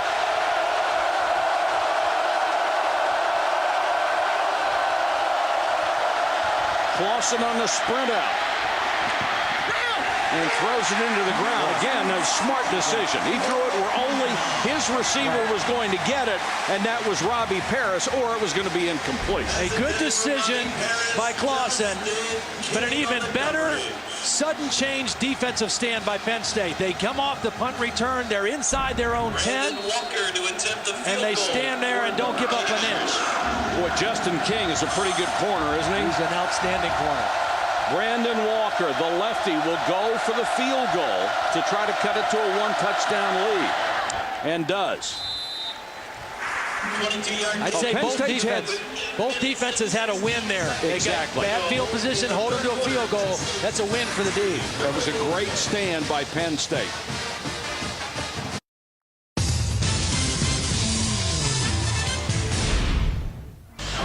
A spectacular evening at Beaver Stadium at Penn State.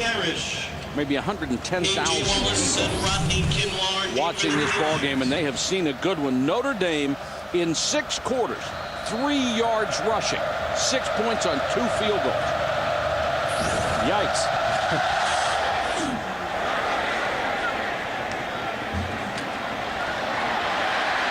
Pooch kick is taken by Jerome Hayes. Let's check in with Reese Davis. All right, Mike, going to keep our finger on the prime time pulse. Over on ESPN2, South Carolina's veteran defense doing a number on Georgia, though the Dogs trying to get something going behind Matthew Stafford now. They're deep in the third. Gamecocks up 13-3. And on ABC tonight, the Nextel Cup race at Richmond. So Nextel Cup racing on ABC. ESPN2, an SEC showdown between the Dogs and the Gamecocks. The ball coach is leading by 10. You know, the old ball coach called out his defense this week, said they were like a bunch of average stiffs. I guess that got their attention. They're not playing like stiffs tonight. Morelli, that one is tipped and incomplete. Hit the ground in front of Derek Williams. Maurice Crum, who was on all the watch lists for linebacker awards nationally, got a piece of it. And almost got an interception. This ball was a little low, thrown by Morelli. Maurice Crum got both hands on it. Very easily could have been intercepted and not just knocked down.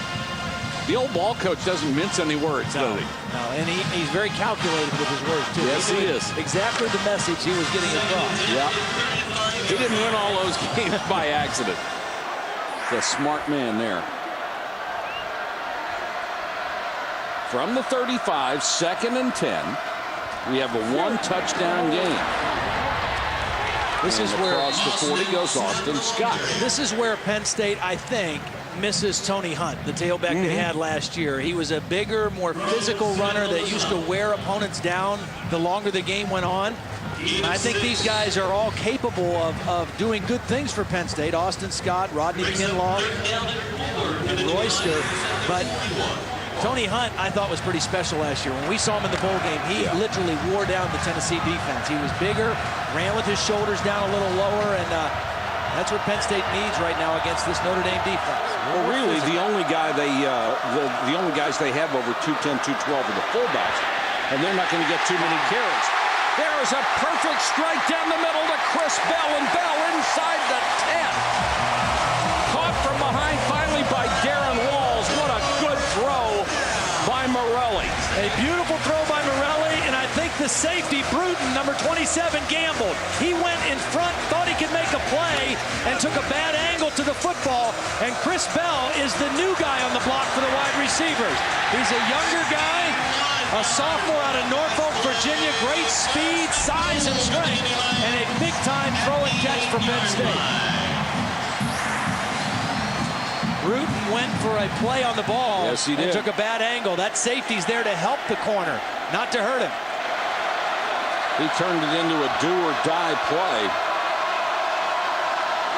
Morelli, nice play fake. Has time, then he's in trouble and goes down back at the 13-yard line. Well, they didn't buy it, even though he made a great fake. Brown and Ryan got him. Let's go to Holly.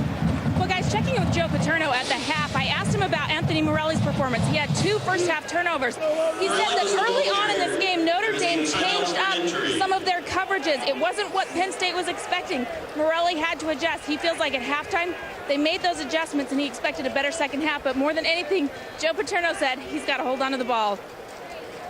That's rule number 1, Holly. Thank you. John Ryan, the injured player, the outside linebacker for Notre Dame, who was a defensive end a year ago and has adapted well to that new scheme as they went to the 34 and forced him to play standing up instead of with his hand down. Well, think about what Joe said to Holly about holding on to the football. I mean, really, the Notre Dame offense has been ineffective for the most part at all night against Penn State. They got the touchdown off an interception. They've gotten field position on the fumble.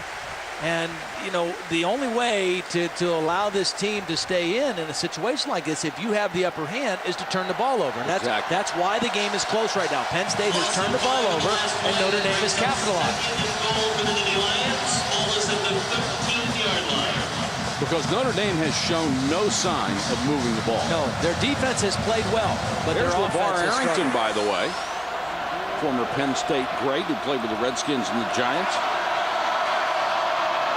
Scott lowers his shoulder, hammers inside the 10.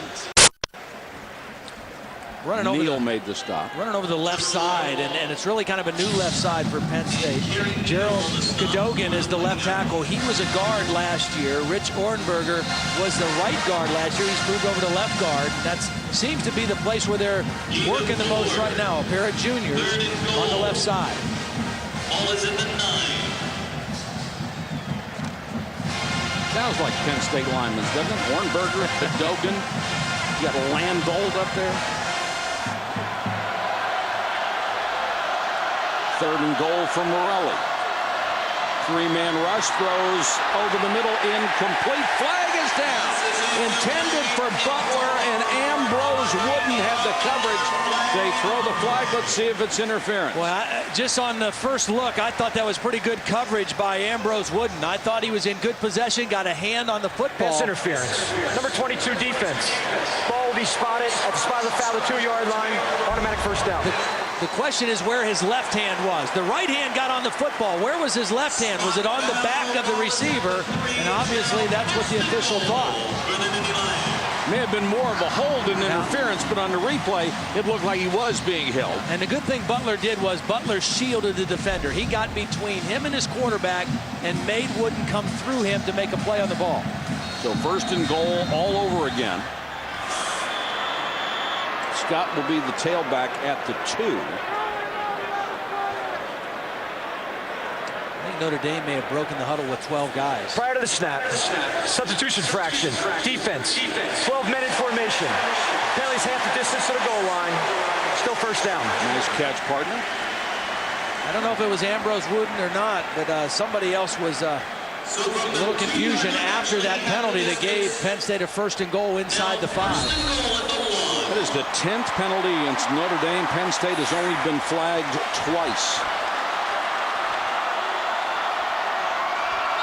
There's movement by Penn State now. They're backing him up. Give it right back. Yep.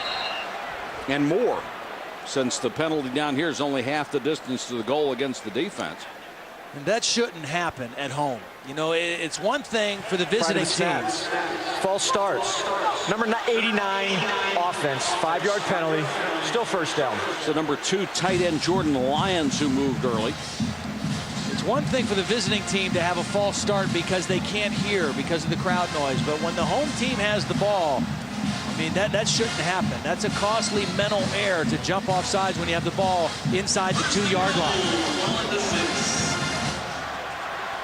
So now they'll start with first down at the 6-yard line. Scott off the left side, turns it outside.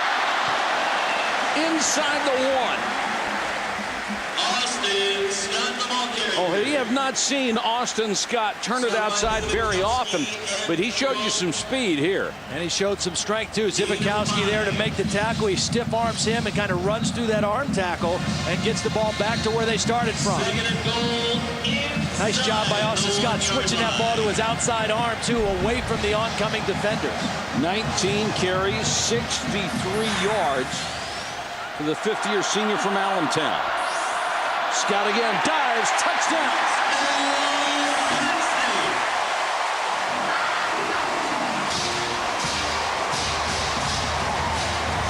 The roar is back, and it's 23-10.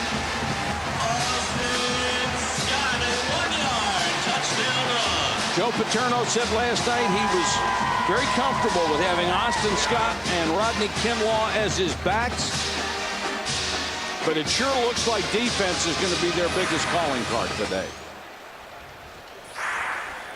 Kevin Kelly to attempt the extra point for the Nittany Lions. Kelly for the point after.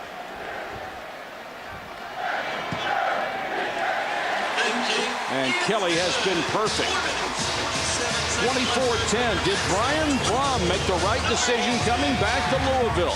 We'll get Todd's thoughts on this when we come back to Penn State.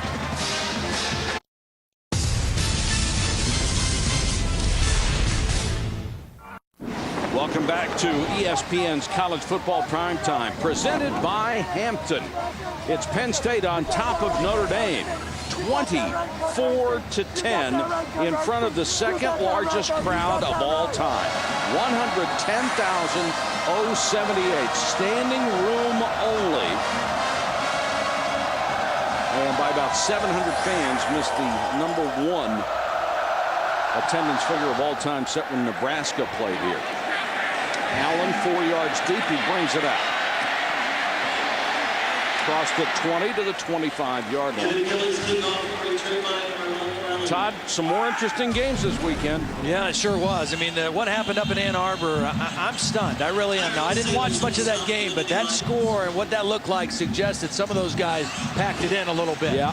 Brian Brom, I think he made the right decision, staying with Craig Thorpe, the new coach in Louisville, not going out in the NFL. He's off to a great start. And Sam Bradford, a beautiful day, 5 touchdown passes. Looks like Oklahoma's found a quarterback. And Boise State, even though they lost, I think that may say a little bit more about the job Tyrone Willingham's doing at Washington than anything negative about Boise State. They're still a good team.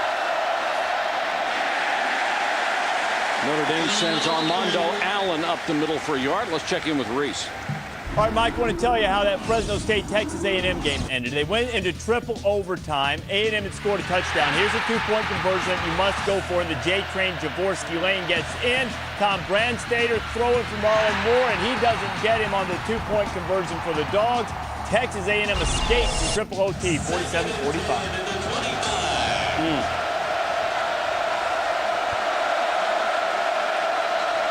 That was a must-win for Texas A&M, I think. Clausen on a roll, throws short and complete, and now incomplete to Grimes. He was out of bounds. Intended for number 11. Everything that Charlie Weiss is calling for Jimmy Clausen is to help his quarterback. It's either a quick throw or they're rolling him out a little bit and getting him away from pressure. He makes a nice throw, but just a little bit too far to the sideline. Ooh, it looked like he got his left foot down. A little tap. Close.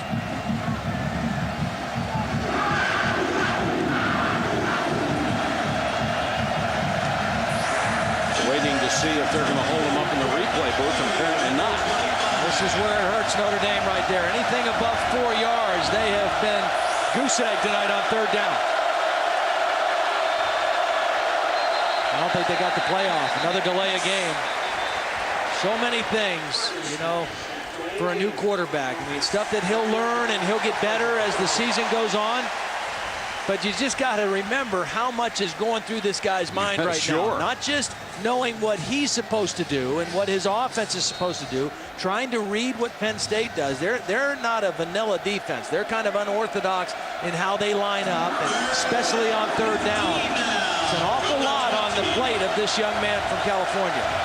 Notre Dame's offense basically has done nothing. They have 1 first down in this game, even though they have 10 points.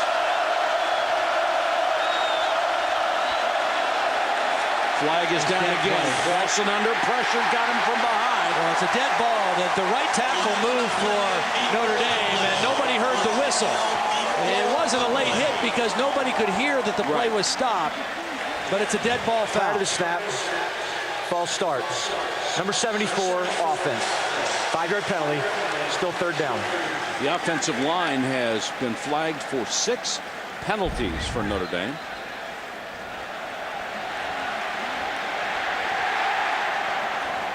Tell you what, Penn State's pretty fast off the edge. Yes, they are. They don't blitz a lot, and their defensive ends aren't very big, but they are quick, and they speed rush pretty well. Well, now 3rd and 20, and Charlie Weiss has done everything he could to keep his quarterback out of trouble by calling certain plays and running them out of certain formations. But on 3rd and 20, what do you do?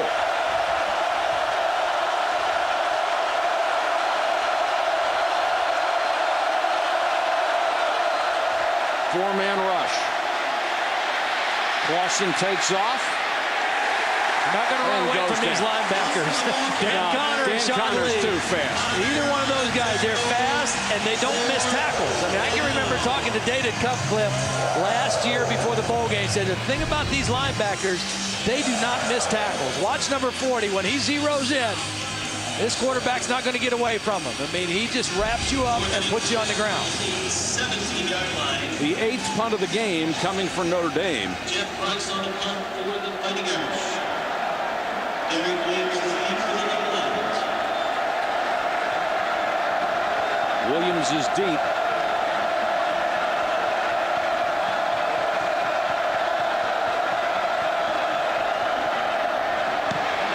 Got some pressure on Price. Flag is down. They ran into the kicker. See if it's running into or roughing. Derek Williams on the return, but there is a flag on the play. Got some pressure on him. Personal foul. Roughing the kicker. Number 15, return yard. 15-yard penalty from the previous spot. Automatic first down. Bonnie Bajou is called for the personal foul. 15 yards, first down. You've got to just take a different angle and not go right into the kicker. You got to know the angle to the kicker's foot and come right in front of it. Your hands go to where the foot is. Your body goes in front of the kicker. Automatic first down. And that's a very costly penalty for Penn State because they were going to get the ball back, and they are starting to grind on this Notre Dame defense a little bit. And you've got to remember, if you don't think that's a huge hit, those guys, those kickers are defenseless. Absolutely. You've got to protect them. So a fresh series of downs for Notre Dame. But it won't matter unless they can do something with the ball. Clausen throws this one up for grabs, and it's caught. Golden Tate in a jump ball, but there is a flag down, and they're indicating holding. Number 74 offense. Well, Sam Young, number 74, who got called for the false start the last possession, gets it again. Here he is right here. He was their freshman All-American a year ago. Working on Jerome Hayes, and Jerome Hayes beat him inside, and there's the hold. Nice throw by Clausen under duress. Sean Lee put a hit on him. And they went against Lydell Sargent, the other corner, away from Justin King that time, but all for naught because of the penalty. Penn State all in this quarter, and that's really helped Notre Dame stay alive.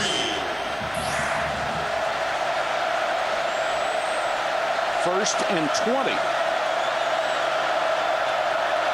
That was a great catch by Golden Tate.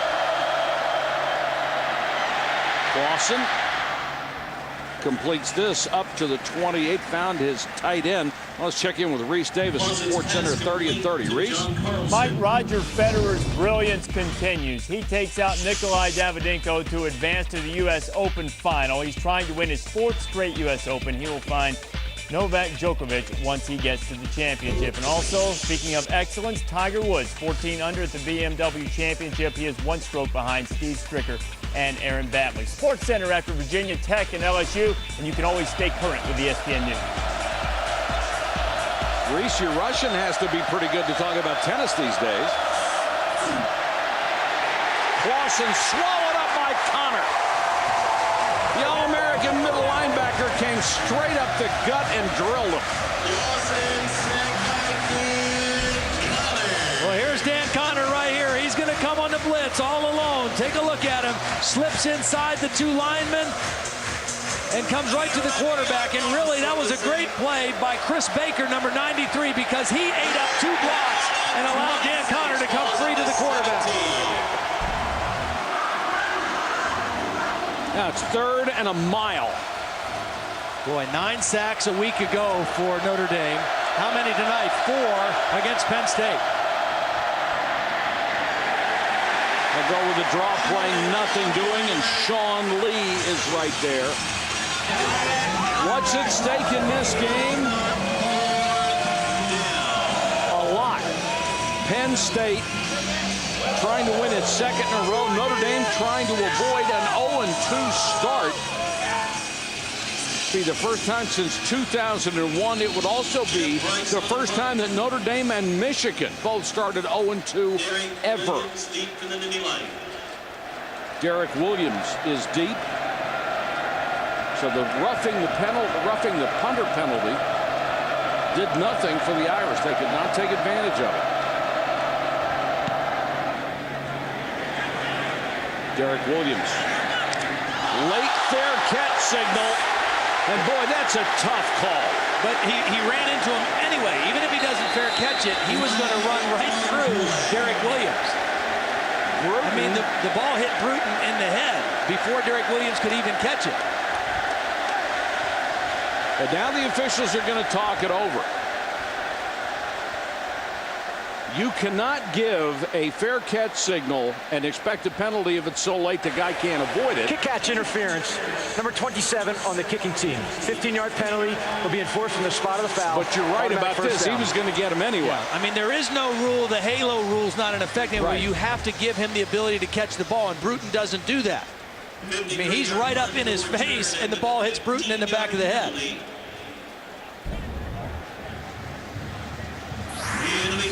So Charlie Weiss sees his team getting in trouble with penalties, nearly 100 yards in penalties tonight, with only 85 yards in total offense. I think his biggest emphasis this week was we've got to be more physical. That was his #1 priority. Do you think they've done that? I think they have been a little bit more physical, particularly their defense, I think, has been pretty physical. Morelli wants the screen. Has it to his fullback, Matt Hahn. And Hahn to the 47-yard line. It's a nice job of throwing the little bone to the fullback. You get him in there blocking, and you throw a little bone by giving him the screen pass, and he turns it into a first down. Well, they haven't let him run the ball yet this year. That's the 2nd pass they've thrown to him. And the end of the 3rd quarter, Penn State now in control over Notre Dame, 24-10.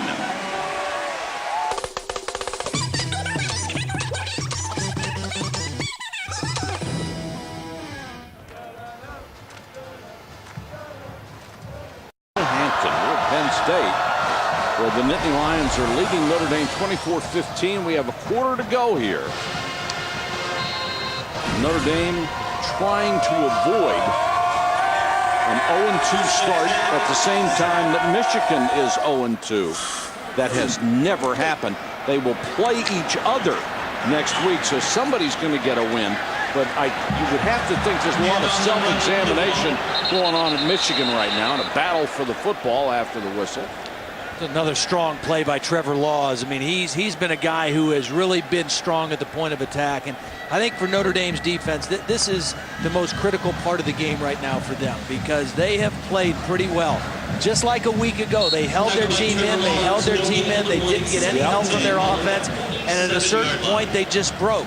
And they're right on the verge of that right now. Penn State's got excellent field position. They're still in the game, but if they don't stop them here, if they give up another score, it will be almost insurmountable for Notre Dame. Morelli goes to the shotgun, 4-man rush, pressure coming, and Morelli throws behind his intended receiver. Let's check in with Holly. Guys, the mood on the sideline for Notre Dame has really deteriorated. Before the defense took the field for this series, defensive coordinator Corwin Brown really was getting after his guys. A lot of guys were kneeling down, looking forward with those vacant stares that kind of look like they're really losing their mojo right now, I guess you could say. He got after them, yelled at them, got them all to sit up on the bench and engage with each other. Also, the offensive line for Notre Dame right now, their leader, John Sullivan, really getting on guys, trying to exhort them. letting them know that this is not an acceptable level of play. So a lot of questions trying to be answered by these players on the sideline and the coaches trying to get them up. Okay, Holly, sometimes statistics will lie to us. Like last week, the defense gave up, for Notre Dame, gave up 380 yards to Georgia Tech, but it was a lot about what Todd was just talking about. It was the offense not doing its job. If the defense is on the field the whole time, they will wear down. There's no way around it, no matter how good they are. And that's how Georgia Tech ended up piling up the yards, although that's a very good offense. And whatever Holly heard Corwin Brown say to the Notre Dame defense, it worked, because 3 plays in a row, Notre Dame played excellent defense. Downfield. Number 64, offense. 5-yard penalty, makes third down. Trevor Laws made the play on the run. They got pressure from Pat Kuntz and forced a bad throw on second down. And on that third down, Penn State was trying to set up a draw. It was well diagnosed by Notre Dame. Morelli had to throw the ball away, and they got a penalty on top of it. So 3 and out for the Notre Dame defense at a time they absolutely had to have it. Trevor Laws is a stud. He's a senior. Had 9 tackles a week ago against Georgia Tech out of Burnsville, Minnesota, which is suburban Minneapolis. Boone to kick to Zibikowski, who waits back at his 10. Nice high floater. Zibikowski won't have a chance to return this one. Makes the fair catch up at the 13-yard line. Our college football primetime doubleheader will continue with number 9 Virginia Tech in Baton Rouge to face the second-ranked LSU Tigers. College football primetime presented by Hampton will continue next. Great top 10 matchup there. I'll tell you what, I think there's a similar storyline in that game. Who wins in the trenches? I saw Virginia Tech last week. They were not good enough on their offensive line or running the football in the East Carolina game to go down to Baton Rouge and win. They've got to be able to block a much better defense tonight in LSU. Notre Dame has rushed for 6 yards tonight. Make it 7. That is 3 yards rushing in 2 games. You got to keep in mind that in college football, sack yardage goes off of your rushing yardage. But the bottom line is they have been virtually non-existent. And it really starts up front. I think since about the middle of the second quarter, Penn State's defense has locked down and controlled this football game. Well, the sack yardage comes off for everybody else, too, and they're last in the country in rushing. Last is last.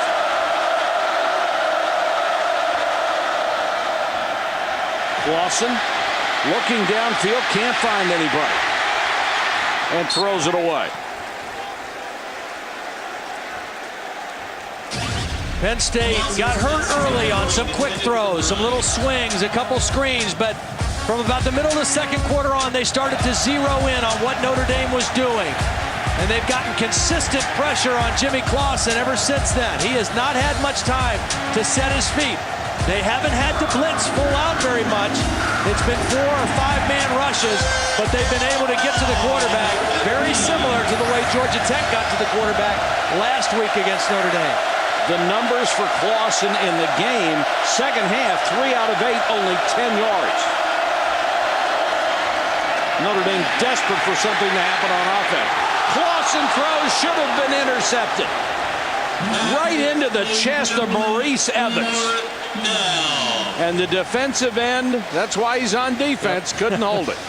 Well, he's a defensive end, so he's used to rushing the quarterback and not dropping into coverage, but he's going to drop into coverage. Sean Lee almost gets there for the sack, and Clausen, you're right, threw that one right into triple coverage, trying to find David Grimes on the sideline. A quick 3 and out. Price will kick to Williams. Penn State on the verge of blowing this one open because Notre Dame simply can't move the ball at all. Williams, 45, midfield. Breaks the tackle. There's a flag down, though. Usually that's an illegal block in the back. A 19-yard return. Jeff Price, the punter, made the tackle.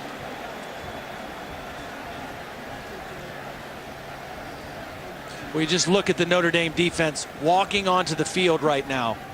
And that's not the body language. Illegal block in the back. Number 52 in the return team. The 10-yard penalty being enforced from the spot of the foul. First down. I mean, this is not a defensive unit that is running out to play. I mean, they're tired, and they're tired of their offense having 3 and outs. Todd's culinary tour of college football continues. When we come back, we'll find out how Todd got himself into a sticky situation right here in State College.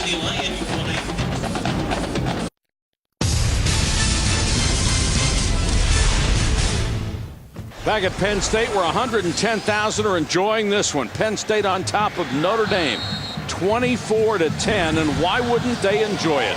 Their defense has been spectacular, especially in the second half, holding Notre Dame to 8, count them, 8 yards.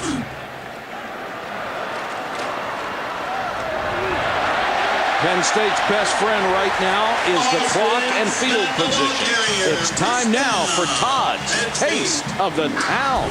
Back in my old stomping grounds at Penn State, the only choice for me is the diner. Now, the diner's open 24 hours a day, which makes it great because I can remember as a student, after spending a grueling night studying in the library on a Friday or Saturday night, making my way down here, having something to eat. Now, you can get a lot of different things to eat here, but what the diner is really known for are their world-famous sticky buns. And we'll be back to show you those sticky buns. You know, when he talks about having a grueling night in the library, he's about the only guy I've ever met in college football who can say that with a straight face. There's a little tongue-in-cheek. Until you said that, I believed you.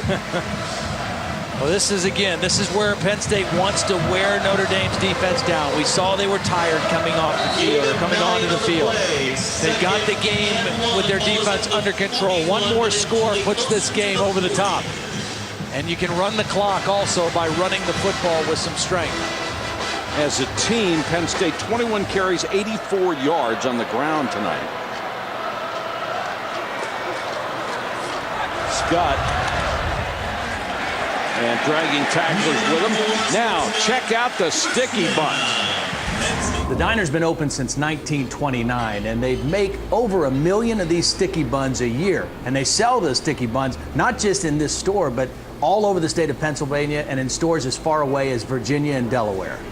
But the way I like my sticky buns are grilled to warm them up, little melted butter on the top, and then a nice big scoop of vanilla ice cream right along the side. The combination is spectacular.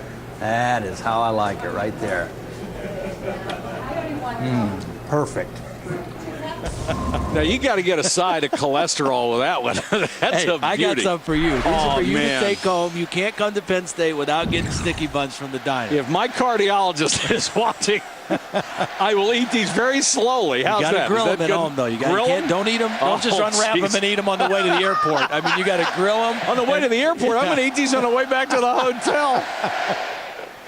Thank you, buddy. Oh, look at this. Well, see, I ate my omelet before the sticky buns. See, again, well, you got to get ready. See, I'm a breakfast guy. I like to go eat breakfast any time of the day. So go in late at night, eat an omelet, make way for the sticky bun, and then just sticky bun and ice cream. You know what I mean? I did work out Friday morning, though, just to make sure I was okay. I hope so. And Friday afternoon and Friday night, most of Saturday. That's Lambert up and able to get off the field. Down for quite a while. After Austin Scott's 8-yard gain, 1st and 10 for the Nittany Lions at Notre Dame 33. Now we've had Clemson with Max drive-in. We've had the diner here at Penn State. Next week we'll be in Tuscaloosa. Now there's a lot of people who are going to tell you there's only one place you can choose. But you've been there before, so you have options. I've been there a few times. I got a couple possibilities. Reese might have some suggestions. He's an Alabama guy. Might have to call him right up the middle. Reese, what do you think? I've got to vote on Todd's Taste of the Town next week, but I'll let him decide. The taste for TCU is a pick-6 against Texas. Torrey Stewart grabbing one from Colt McCoy and taking it in. Another interception led to a field goal, and at the half, the Frogs are up 10-0. That's not a surprise to me because TCU's defense is definitely good enough to play with Texas. The only question for TCU is their offense good enough. But that is a huge opportunity for TCU, especially with Boise State losing today. Scott, when that offensive line is just starting to move people out. It's a tired defense. Yeah. I mean, this defense has been on the field You know, they're demoralized because their offense just hasn't been able to take advantage of any kind of field position the defense has given them. And Penn State is kind of feeling it right now. And for people who are not familiar with football, it takes more effort to play defense. You run hard on every play. You get hit all the time. And you just get worn down.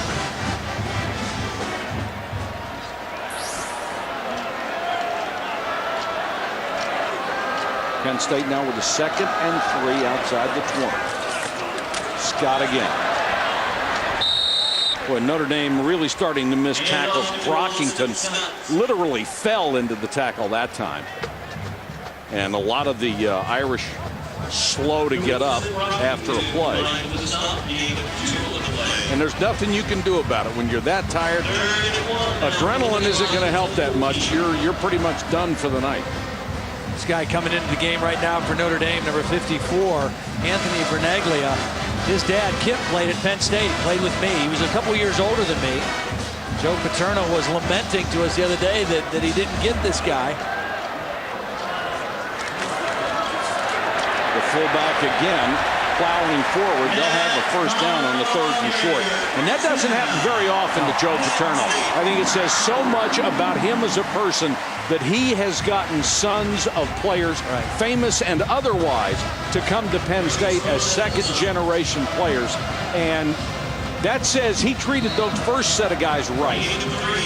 Well, and I think both these schools, they compete for a lot of the same kids. You know, every year, maybe 12 to 15 kids. Both Notre Dame and Penn State are recruiting similar academic situations and that they're looking for. And, of course, Midwest schools going after a lot of the same kids. And rightfully so. They are very proud of their graduation rates. And Scott upended as he goes over the pile inside the 10.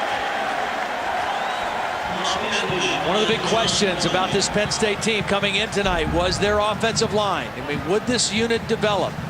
They had 3 starters back, led by their center, A.Q. Shipley. A new kind of configuration on the left side. They had to replace Tony Hunt, their tailback. And this is when you want that running game in the 4th quarter, when you're bleeding the clock, when you want to wear down a defense. And this drive, very impressive right now for Penn State. They didn't have a whole lot of success running earlier in the game, but right now having much more. 111 yards on 38 carries tonight. Scott again, you're getting a big dose of the guy on this drive. He's down to the 5. I've always had a theory that if you go by initials, you got to be a player, so I like A.Q. Shipley. Where did you develop that theory? I don't know. The same theory that electrical boards and garden hoses are alive. It's the same kind of thinking that gets me in a lot of trouble. I can prove electrical cords are alive. Every time you try to drag them over something, they reach out and grab hold and won't let go. They're scared to move. That's my evidence. Try it at home. 3rd and 3 for Penn State. Need to reach about the 1.5-yard line for a first down. Scott inside the 5, touchdown. Austin Scott. And that was a drive of the irresistible force.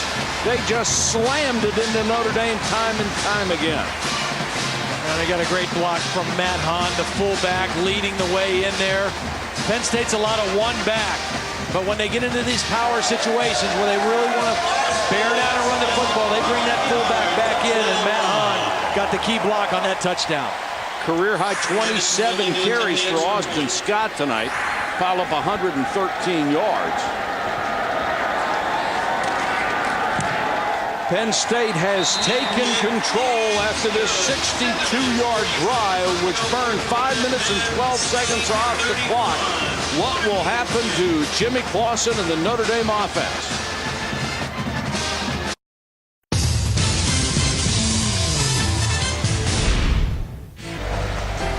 Big party in downtown State College tonight. Y'all come on down. 110,000 other people will be there. An impressive drive by the Nittany Lion offense. They grounded out for 5 minutes and 12 seconds. Every play a run. Tell you what, I got takes back some words. I said they might miss Tony Hunt in situations like this. Austin Scott, he stepped up, ran the ball physical.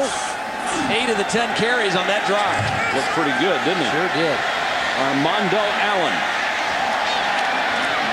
out to the 25-yard line. Here's Reese Davis.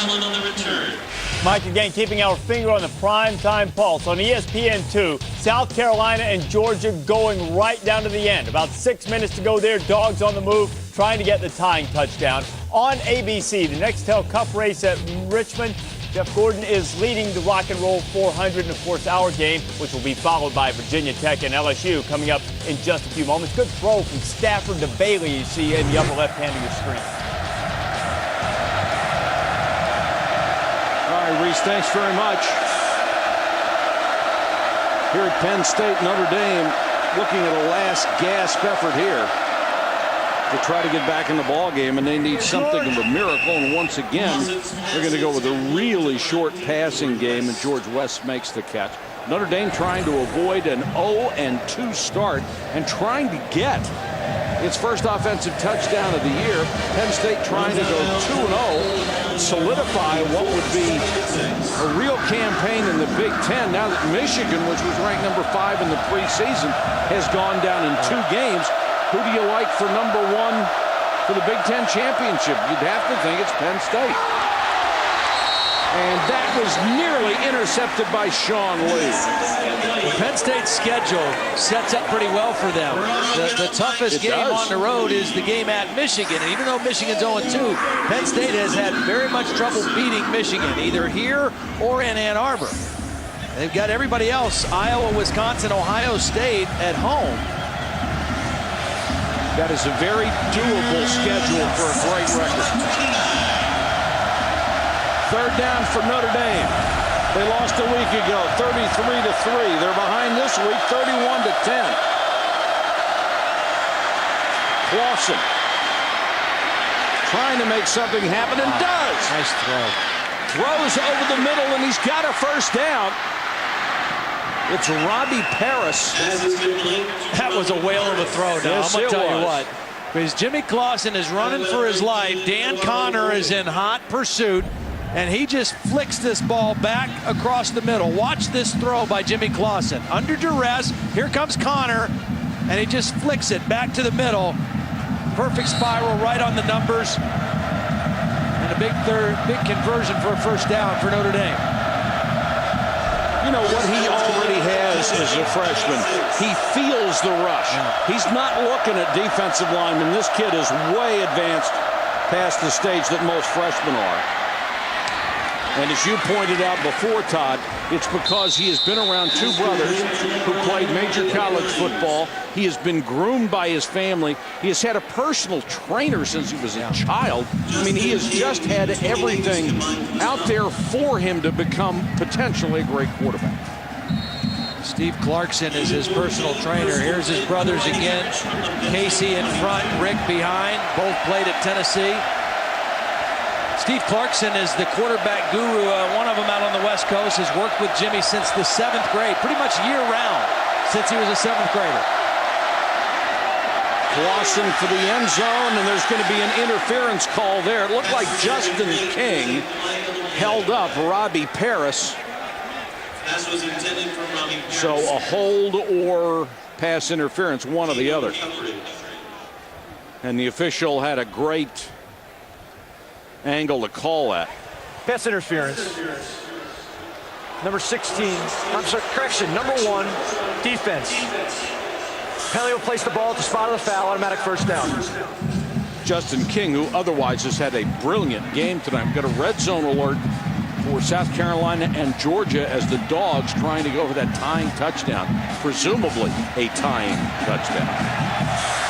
You would guess they would kick the extra point if they got it.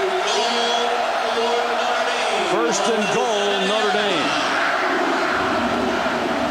The running back is Junior Jabby, number 37. Penn State showing blitz. They back out of it. Clausen keeps his feet, tiptoes down the sideline, stepped out of bounds, you're going to say, at the 10. The thing I like about him, and there's a lot that I like about Yeah. Jimmy Clausen. I like his presence. I mean, he looks poised. He doesn't look rattled. He doesn't look overwhelmed in this situation. I like his feet. I think he's got, you know, I covered both Rick and Casey, and Jimmy's feet are better. He has better footwork, and his mechanics are a little sharper than his two older brothers. He's got an excellent arm, and he makes good decisions for the most part for a very young guy.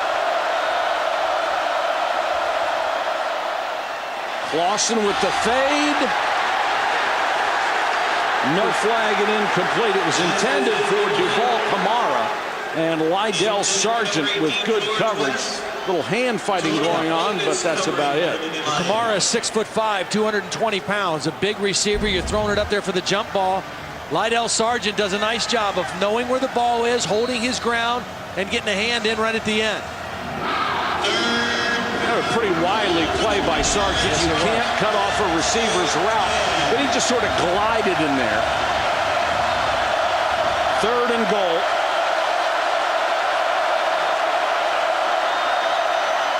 Blitz, and they pick it up. Clausen fires for the end zone. Incomplete. Off the hands of Kamara. It looked like a pass he could have caught. Yeah, this is a beautiful throw, because this is a play you design. You throw it to the back of the end zone to, again, the tall receiver. Throw it to that spot right under the upright, and that's a ball that Kamara should come down with. Throw it high, let him jump. It wasn't deflected. That should be a touchdown catch. Yes, it should. A beautiful throw by Jimmy Clausen. 4th and goal. Obviously, they're going to go for it.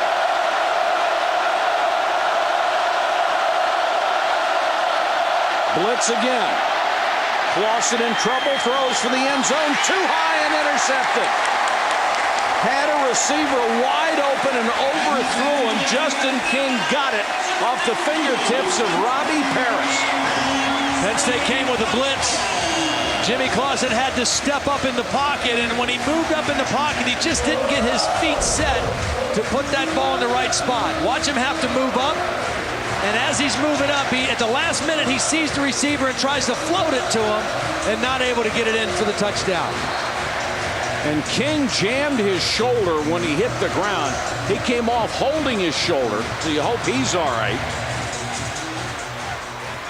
And his family wanted to see that touchdown pass. They have yet to get an offensive touchdown this year, although you can't hang that on Clausen. He didn't start last week, and he should have had one on that series. No, and Jimmy Clausen is going to be an excellent quarterback. You can see that. He does have it. I mean, he's got the tools. He's got the presence. He's got the understanding. I just don't know if Notre Dame has enough to help him. I mean, I don't know if they can run. I don't know if they can protect him well enough.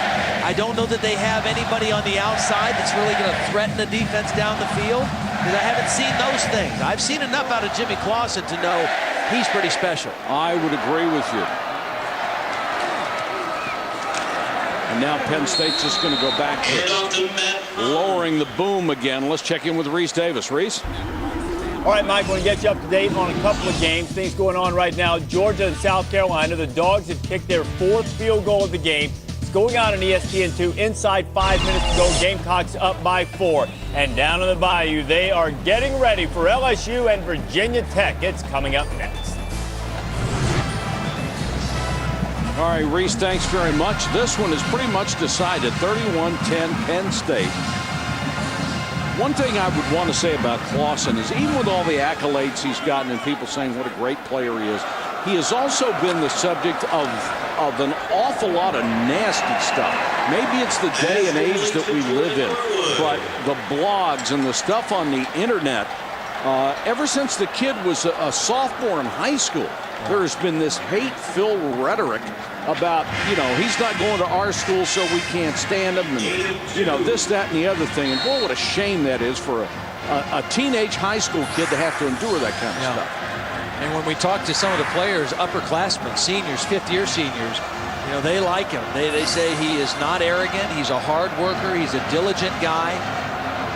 And they're ready to rally around him. You got the impression and I understand it. You know, when he made his announcement at Notre Dame, he pulled up in a Hummer limousine, and he had the spiked hair, and he came in and he made the announcement at a press conference at the College Football Hall of Fame, and your immediate reaction was, this kid's arrogant, you know? I mean, he thinks too highly of himself, but the report from everybody that's worked with him and played with him is he's not that way. In my experience, and when I met him and know the family, that's not the way they are either. But I'm sure that had something to do with. And there were explanations about all that stuff. They had a huge number of people. They all wanted to go in one car instead of going like in four. Right. I mean, it may sound like these are all excuses, but they wanted to have the announcement on campus. That's against NCAA rules.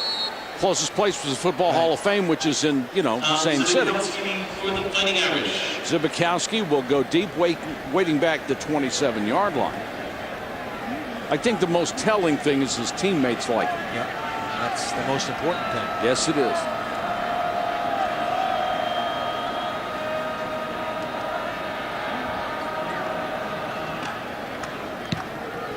Boom to punt away. Not a good kick. Somebody may have gotten a piece of that. Touched by Notre Dame, and the Irish get it back.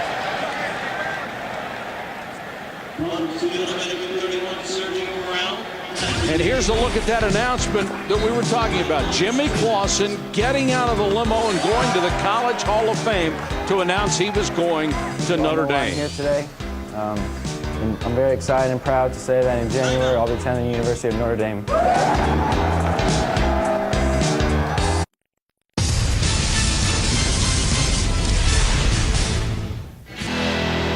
25 greatest players in college football was voted on by a blue ribbon panel of former coaches.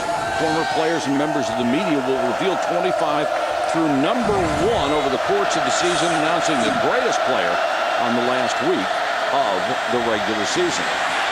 Clausen scrambling for time and throwing to the sideline, incomplete. Passes incomplete. I think your evaluation, Todd, was right on. Clausen has shown all the qualities tonight that I think can make a great quarterback. But you just wonder about the guys around him on offense. I think the defense, if the offense gave him some help, would be pretty good. Well, you think about what this team lost last year. Everybody knows about Brady Quinn and thinks automatically the quarterback, but there was a lot more pieces to the puzzle. Complete up to the 44. Let's check in with Holly. Well, guys, you might think the players will be celebrating this possible win tomorrow for Penn State, but not so. They'll be here in the stadium cleaning up. Because of an off-season altercation where several players were charged by local police, Joe Paterno instituted a cleanup punishment for the entire team. Now, Anthony Scarrato, one of the starters here tonight, was one of those players with pending charges that will be resolved in October. But Joe sent a message. He said, hey, I wanted these guys to know that it was stupid. More in a minute. Clausen, great presence, makes the throw, but out of bounds. He hung in there as long as he could.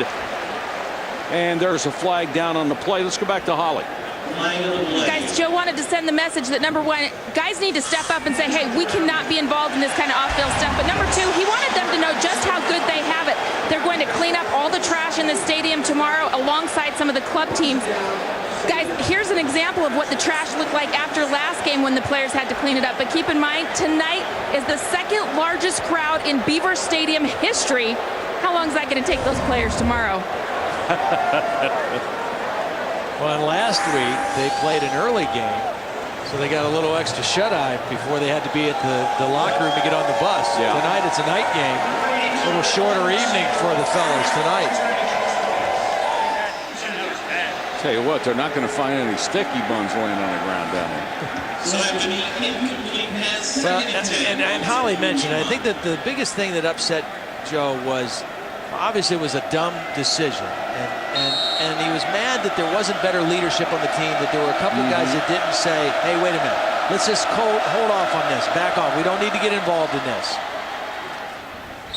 And since it was a lot of guys involved and he didn't have anybody step up and do that, he decided to make it a whole team share in the consequence. And I really admire and respect him for that. I mean, they also, 4 weekends before they've done the cleanup, they went and built some houses for Habitat for Humanity. So That's great. He had them doing that too.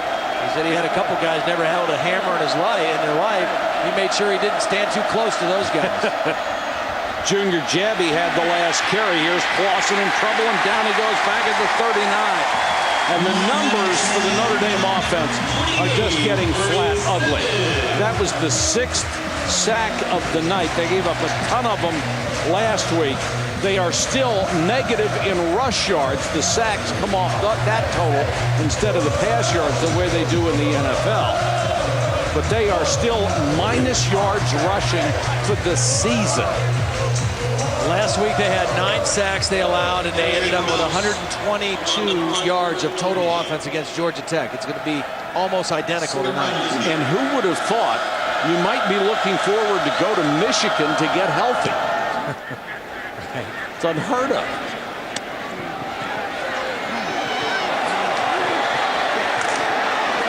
The return by Scarato. And it's not going to be a cakewalk the rest of the time either. The easiest part of the season is the last 4 games. But until then, they've got Michigan, Michigan State, Purdue, UCLA, Boston College, and UCLA. Or USC. I've heard a lot of people say they might win a game. They might win 2 out of that. What do you think? Well, I'll tell you, they're going to have to play a whole lot better than the last couple weeks. I mean, I think they can get it turned around and maybe win 1 or 2 of those. But they don't match up very well against a USC right now, or maybe even a UCLA at this point. They've got too much work to do offensively. And offensively, Matt Hahn. Let's go to Reese Davis. Reese, what do you have? Mike, just as soon as you guys are done in Happy Valley, we'll go to Death Valley. You got a quick shot of the Hokies running onto the floor at Tiger Stadium in Baton Rouge. Virginia Tech and LSU. Top 10 battles. It's coming up next, just as soon as Penn State and Notre Dame are finished. Tell you what, those are 2 outstanding defenses in that game, Virginia Tech and LSU. And the big question is going to be, I think, for Virginia Tech, can they run the football? Can they block better than they did a week ago? Give it off to Kinlaw. He'll get a couple. Take a look at the ESPNU All-State Standings Review. Nobody upset in the top 10. Some scores closer than others. Cal, after their big opening win against Tennessee, a lot of work. Texas is struggling a little bit with TCU. Yeah. TCU, I'll tell you that, they're the team that everybody's saying could be the Boise State of this season. A chance from a non-BCS conference to make it into the BCS picture, but they've got to beat Texas in order to do that, I think. No upsets as yet, I should have said. Kinlaw down to the 31-yard line as the clock is winding down for Kinlaw. A 34-yard jaunt. A young man with really good vision and a good pass catcher when he gets the chance. Good hands. Well, when is the last time Penn State called a pass play? I mean, it feels like, 2 hours ago. I mean, it's just all runs now. When's the last time they had to? I know. And it looks like they're going into the take a knee. Rush yards, Notre Dame 0. Michigan and Notre Dame will start the season for the first time ever, both 0-2. How ironic, they will play next week. And 110,000 fans in a sea of white saw what they wanted to see tonight. A Penn State dominating victory over a big-time college football rival in Notre Dame. For more on this game, tune to ESPN News. This has been a presentation of ESPN, the worldwide leader in sports. Now let's take you out to Baton Rouge. Here is Brent Musburger.